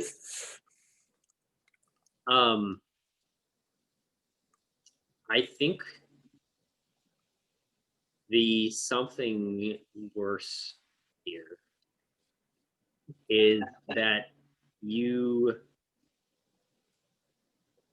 leap at this thing, and you're like almost like it almost looks like you're running through the air, it sounds like. And you're like almost like reaching out to this thing, and its mind overwhelms you as you are like kind of both reaching out physically and emotionally to try and like calm this thing down. The fear and the anger and the panic kind of washes over you and almost blanks out everything that you have right now, and you're acting on that same instinct of fear and panic and frustration, and you almost lose track of where you are in the air for a second, and you start to fall down into the water as this serpent leaps over you and slams into the side of the boat. Novella, you rolled pretty well on your thing, so I don't think it like crashes the boat, but it's taken a big chunk out of the side of this boat. And the crash is loud enough that Sojourn and Hope can definitely hear it. If you guys weren't, it would probably snaps the 2 of you out of your like little tender emotional moment that you guys were having. Do you guys want to hop in and try and help the boat, or do you guys want to take this opportunity to do some investigating?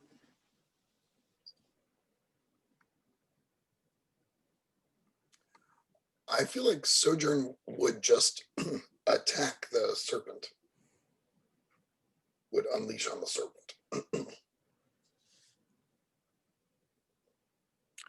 But Hope, is there anything you want to do? Well, unless you tell me about the thing you saw in the whirlpool. Do you? I feel like I would, but Okay. not with the sea serpent attacking. Well, Hope would say there's got to be something down there that's making this thing go crazy. That thing shouldn't be anywhere near the surface. I assume the boat is in trouble. Did I hear you right, Sam? So Novella is basically keeping the boat afloat at this point. Right. Okay. And so it is not in immediate danger of sinking as long as Novella is still in control. But it is going to be it's quite a painful endeavor to get back after you guys land on this island in maybe a minute or 2.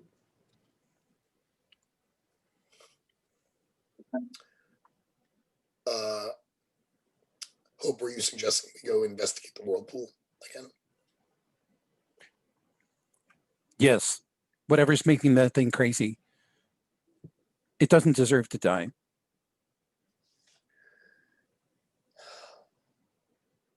Everything must die, even if it doesn't deserve to die. But I'm afraid to go. I'm right here with you.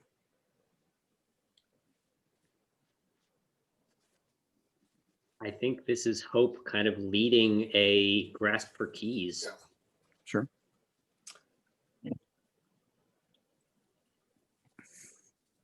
So you want I to roll will. some dice here? Yep. Throw my other 2 points of darkness in. And nailed it. 8, right on the money. So on an 8 to 10, you uncover a key of the apocalypse, and I will tell you what it is. So as you get closer, so describe to me kind of what this investigation looks like. Are you two like flying up and around this fight that's going on in front of you and over towards where the whirlpool is? Are you trying to land on get to the island and investigate the island? What's the plan here?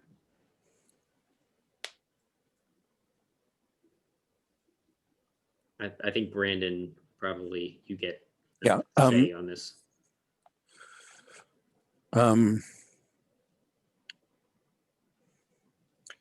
Instinct says this thing's way down in the deep because that's where that beast should be. So the whirlpool. Okay. Yeah. So you fly up and kind of around this fight over towards this massive whirlpool that you can now see that is kind of created by the currents that swirl around these two islands. And as you approach the whirlpool, again, Sojourn can just barely hear these whispers, but you're kind of expecting it. You're prepared for it this time. And Hope, as there's a flash of lightning that goes straight down the center of this whirlpool, you can see that there is a black pillar at the very bottom of the ocean that is uncovered and bare, as the whirlpool itself is all the way down to the bottom,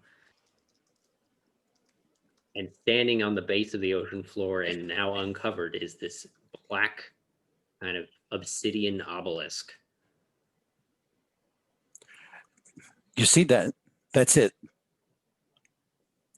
That's what's causing the trouble. Something uncovered that. And we have to cover it back up again. You think we should bury it? Yes.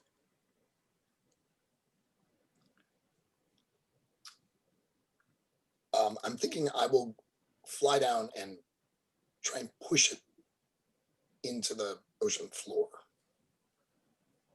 Okay. And I feel like I am being a monster. So yeah, you're trying to like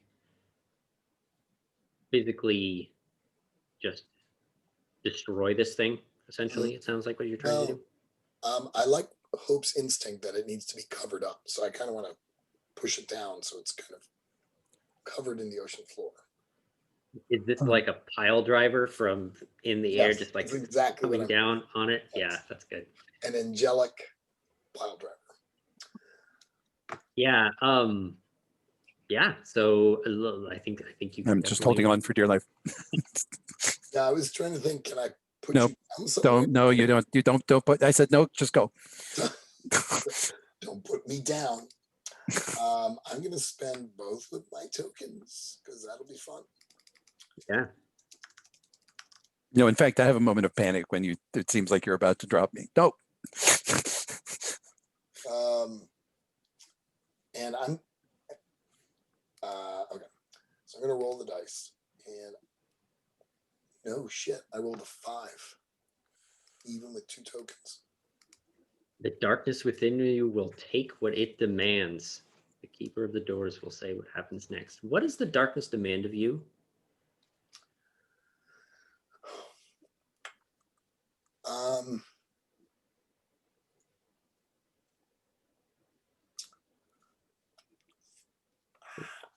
So on your playbook, it says that the darkness demands that you find a scion to your power. Hmm.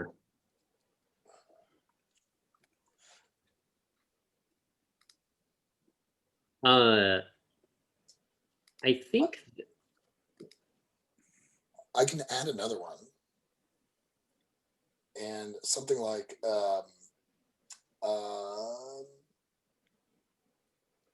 be the downfall of those I care for.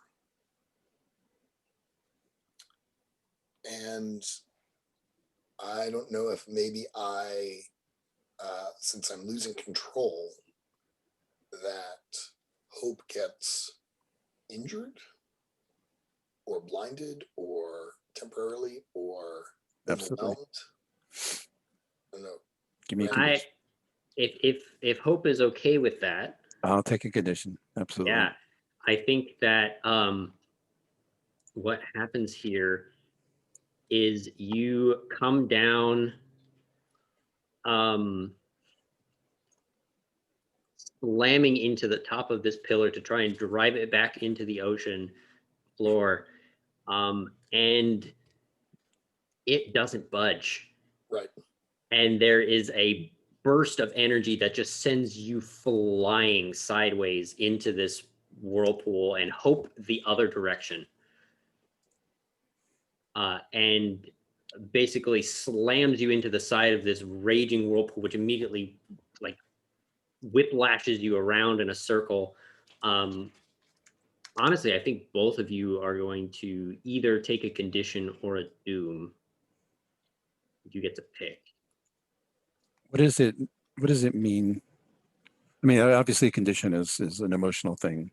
So a Mhm. doom would be if we kind of countered it with our monstrous nature. Yeah, so a doom is like you gave into the monster to protect yourself, but you get closer to just letting the monster take over.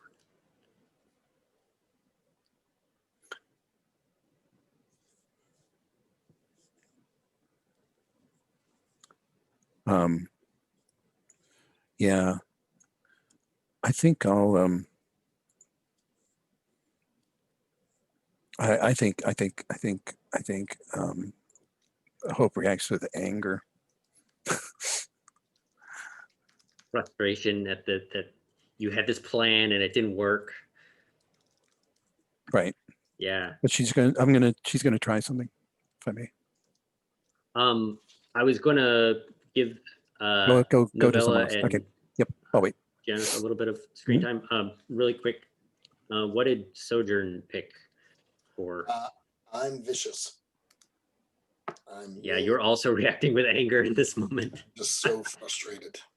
Yeah, that tracks. No wonder the two of you keep hooking up. Novella, you just saw Jonas fall into the ocean in front of you. Also, the other two are nowhere to be seen. Yeah, so I definitely feel ignored or unimportant. So I'm going to take some more tokens.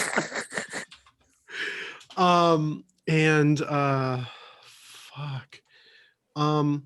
I am going to, since I don't feel like I have anything that I can really immediately do to save any of them, I guess I'm gonna try to gather some more information. I want to talk. I want to let the dead creatures in this water speak to me.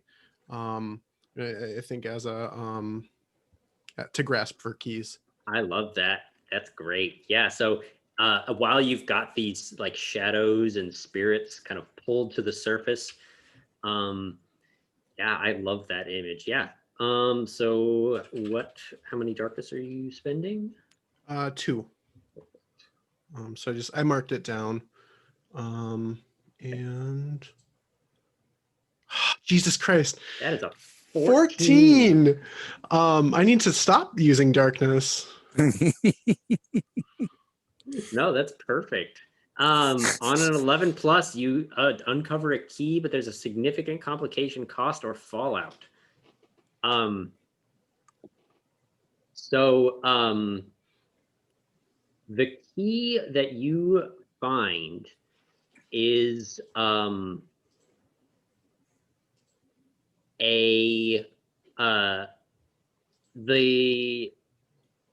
shadows that you've brought to the surface brought with them maybe like bits of the fish and crustaceans and things that they once were, and they're charred and black and burned somehow.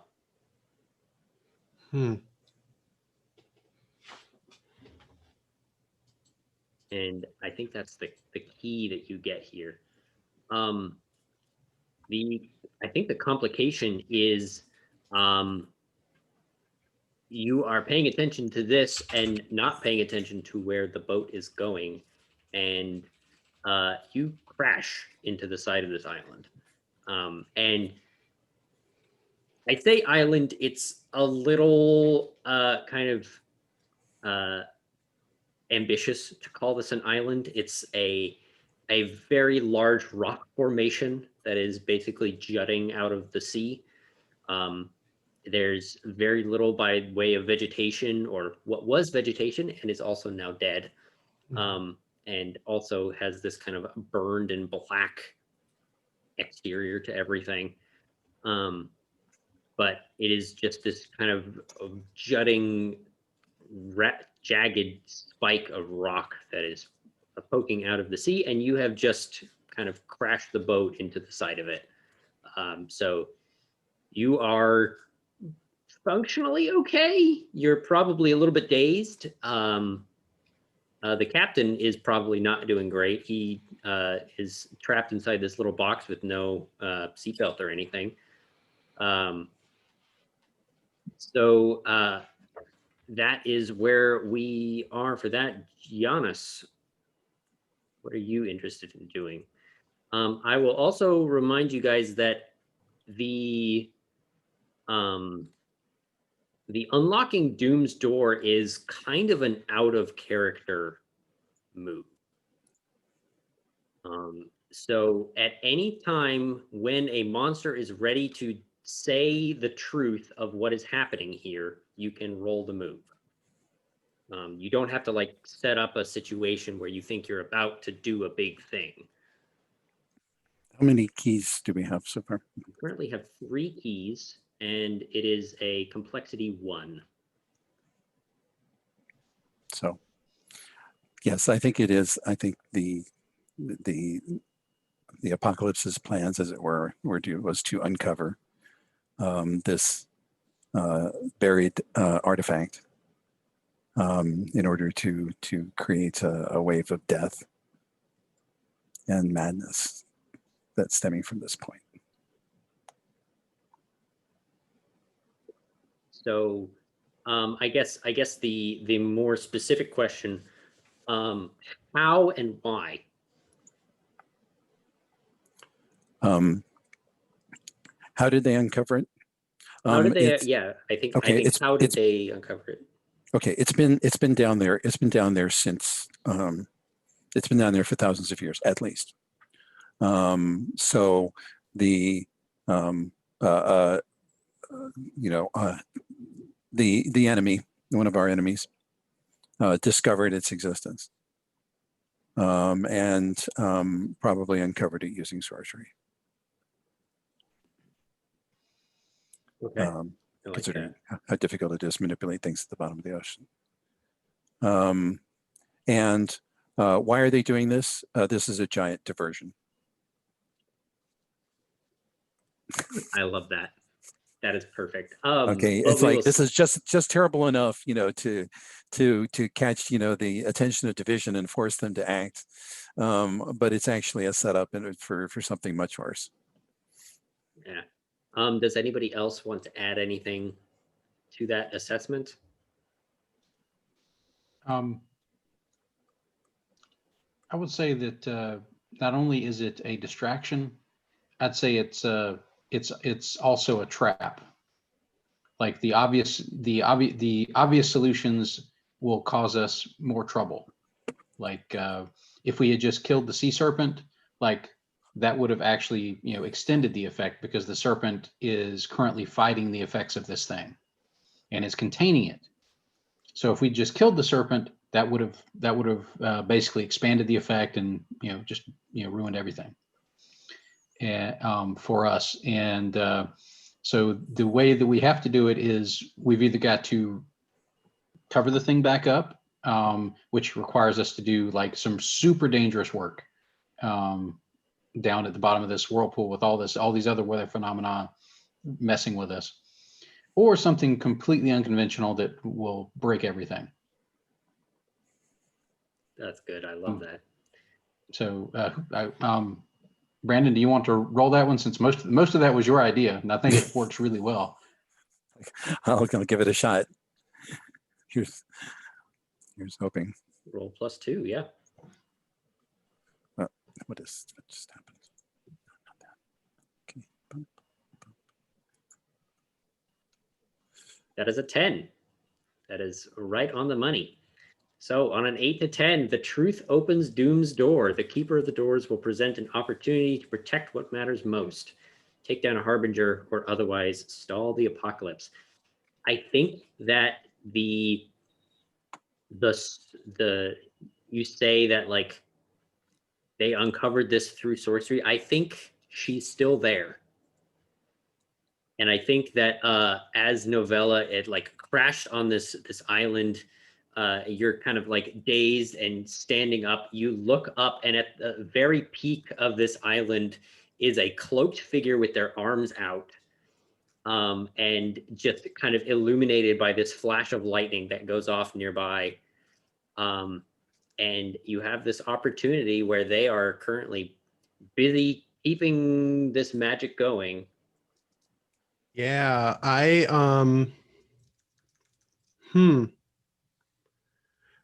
kind of, well, I'm of two minds. I kind of just want to use some shadow magic to try to fuck her up. But I'm also wondering if I've been itching to kind of want to use your reputation precedes you if it applies here. When you first encounter a named NPC, faction, or monster, you may declare that they have intimate ties with division. If you do take 3 tokens of darkness, the keeper will tell you something significant and valuable even on a miss. That's so perfect. Okay. Okay. So I declare that. I take 3 tokens of darkness. So that puts me at 6, and then I roll it. I'll roll +2. That seems like a sweet spot, maybe. I don't know. What's that called? Reputation. 9.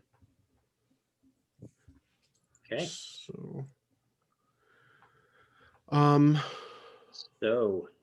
think so that's 6, and that brings you down to 4. Yep. Because you spent 2. Okay. Mm-hmm. Yep. I've been updating it as I spend them. All right. Yeah. So the keeper will tell you something significant and valuable even on a miss. On an 8 to 10, choose 1. So do you want to pick which one of those you want to use first? Oh, 100%. I want to have a significant connection with them. Yeah. There's no way that's not the best option. That's not the best option. All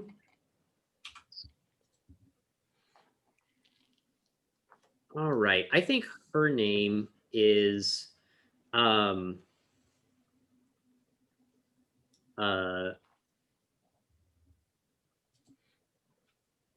Lily Kennewick.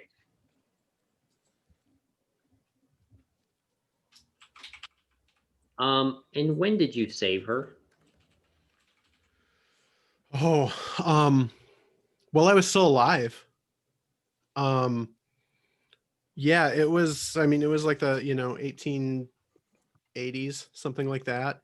And she walked out into the street in front of a carriage. She was absorbed in something, maybe some kind of studies, and didn't see the carriage. And my sister and I saw her and rushed to push her out of the way. And my sister was crushed under the carriage instead of her. Right. We didn't establish yet how my sister died, right? So that Okay, that works then. That's good. And she became corrupted, broken. She is barely a shade of what she once was, but it's still Lily under all of the kind of the broken, cracked, dry skin, and the all of her hair has fallen out, and it's just this kind of like, it almost looks like her whole head is like the paper wasp hive, Mm, that texture of like peeling cracked paper. And she looks down at you and snarls, I think, because I don't think that she planned on you getting this far. The so you get a, where's the room? You get something significant and valuable. The significant and valuable thing that you get is she tries to break away from this spell and can't. mm. And I'm going to give a quick opportunity here to Sojourn or Hope. I think Sojourn, we haven't heard from you in a while. I think it might make sense that you probably wash up after getting like spun around this whirlpool a couple of times. What is Sojourn up to? I think I think we don't really need any more keys. Since I was up close and personal with the monolith.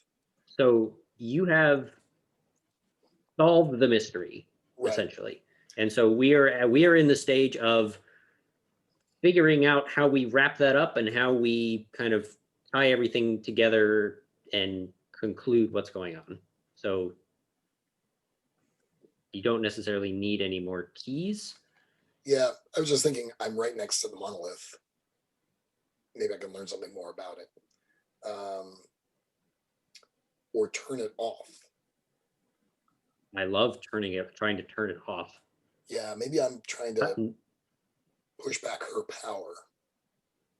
I love that. Um, I think this is Unleash the Dark, honestly. I think I spent, you know what? I spent some tokens, but I think I was owed some tokens for, if I can make the case for giving into my power and let it erase my will for that last debacle. So, Hope. Brandon, did you want to I just have a question about tokens. Is there a limit on how many you can have? Do they do something bad if you have a lot? If you have more than 5. If you have more than 5, if you have 5 or more tokens in front of you at any time, the keeper will ask you, what does the darkness demand of you in this moment, and how will you compromise your fellow monsters and your mission? Got you. Thanks. So I'm going to unleash the dark, trying to push back her power and restore balance to the ocean. I think you're unleashing the dark on the monolith. I don't think this is versus her, because I think she is basically channeling this whirlpool and keeping the monolith uncovered, but the monolith is its own thing. Unleash the dark to enforce your will on someone is yes. How I'm reading that move. Is yes, that right? I read that correctly. Okay, then I will go with it, and I rolled an 8. That is perfect. You wield the darkness with precision. Choose to get past their defenses and inflict a condition, get what you want from them, avoid reprisals, harm, or cost, gain the upper hand for now, expose a weakness or flaw, or confuse them.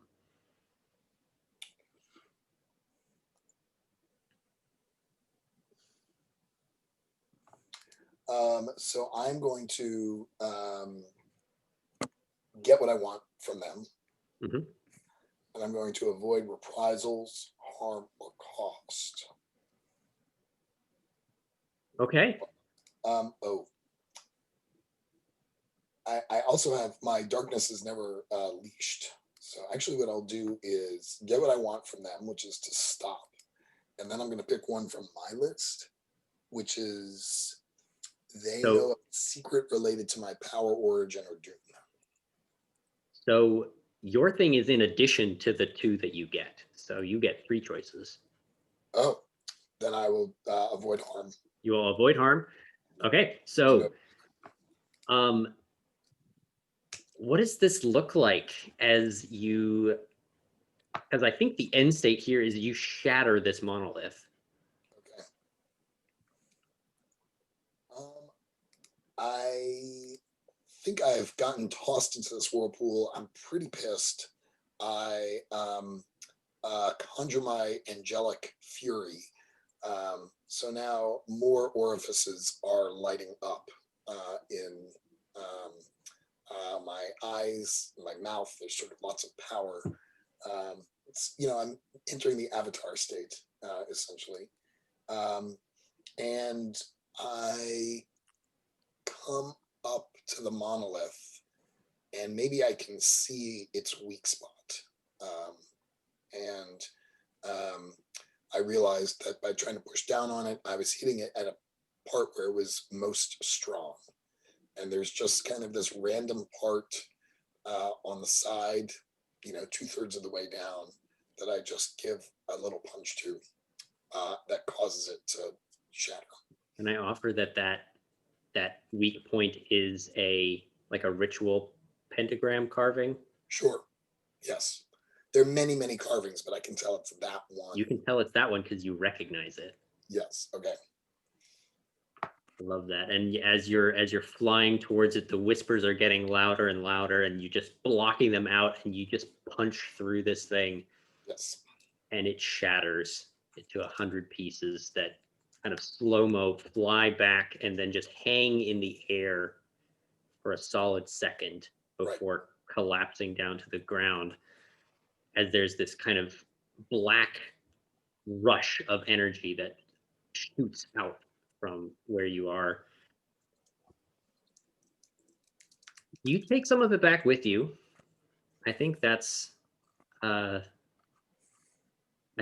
don't know that you necessarily know the secret related to your power, origin, or doom, but I think that you've got a clue here that you might be able to investigate next session. I like it. So I think we are close to wrapping up. So I want to give everybody a little bit of kind of epilogues here. I'm curious how Jonas ends up kind of calming the serpent, because you did get kind of dumped into the brink. And how do we close this out with Jonas? I think what we see is like the the serpent basically started whipping around and tried to pursue the boat. I think because the boat, after that darkness trick, it had identified the boat as more of a threat. So it started to pursue the boat and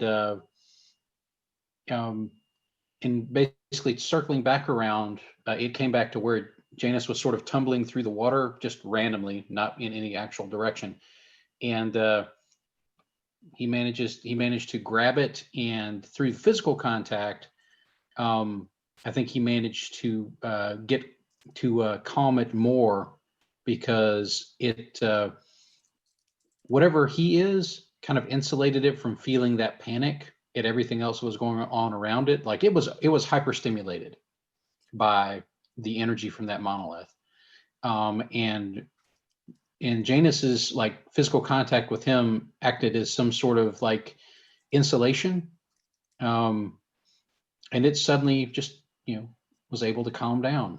And I think at the end we see like the serpent head rear up close to the little island, and you see sort of Janet's sort of sitting on the top of the head, like leaning back against the frill, and is like, looking down like contentedly at everyone. I love that. And how Hope and Novella and Jonas, the three of you are all kind of in a triangle around this figure. How do each of you get a hit in before she vanishes? So as soon as I recognize her, I immediately take out my haunted umbrella, which I've managed to, well, my sister had, and she kind of floats over and just sort of hands it to me. It's almost like the opposite of the attitude that Sojourn has, handing over her gun belt. And I take the haunted umbrella and point it at her, at Lily, and it just like fires off, an eldritch blast, basically, right? I love that. And he takes it in the shoulder, and you see this kind of spray of this like black, like ichor that basically is this darkness mixed with whatever blood she has left. How does Hope get in there? How do you interrupt the ritual? After the others have gotten in their licks, as it were, Hope looks at her and says, "You'd better get gone.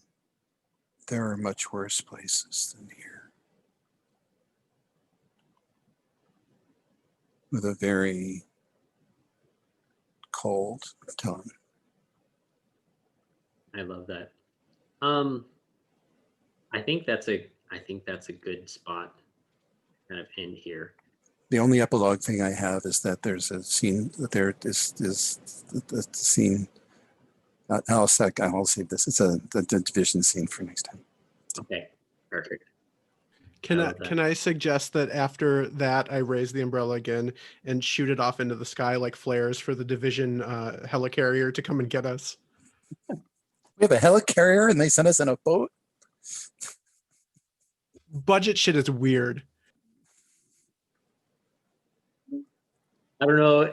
Maybe it's not a helicarrier. Maybe it's like a person comes and like flies in and comes to get you or something like that. Or we do have like a seaplane, but why would they fly? They wouldn't fly our seaplane into the middle of this storm. That'd be crazy. That's right. Yeah, I mean, we're expendable. The seaplane is not. That costs money. Right. So you just want to be Mary Poppins.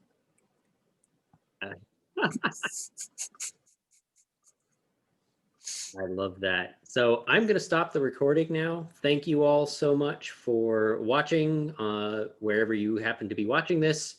Again, this was done through the Gauntlet. You can find more games like this and a bunch of cool resources like the Codex magazine or our forums at gauntlet-rpg.com. There will be links in the description that you can go and check all of that out. And maybe if you go and check it out, you'll be able to play games like this one, and maybe I'll get to play with you soon. Until then, I will see you all around. Bye, everyone.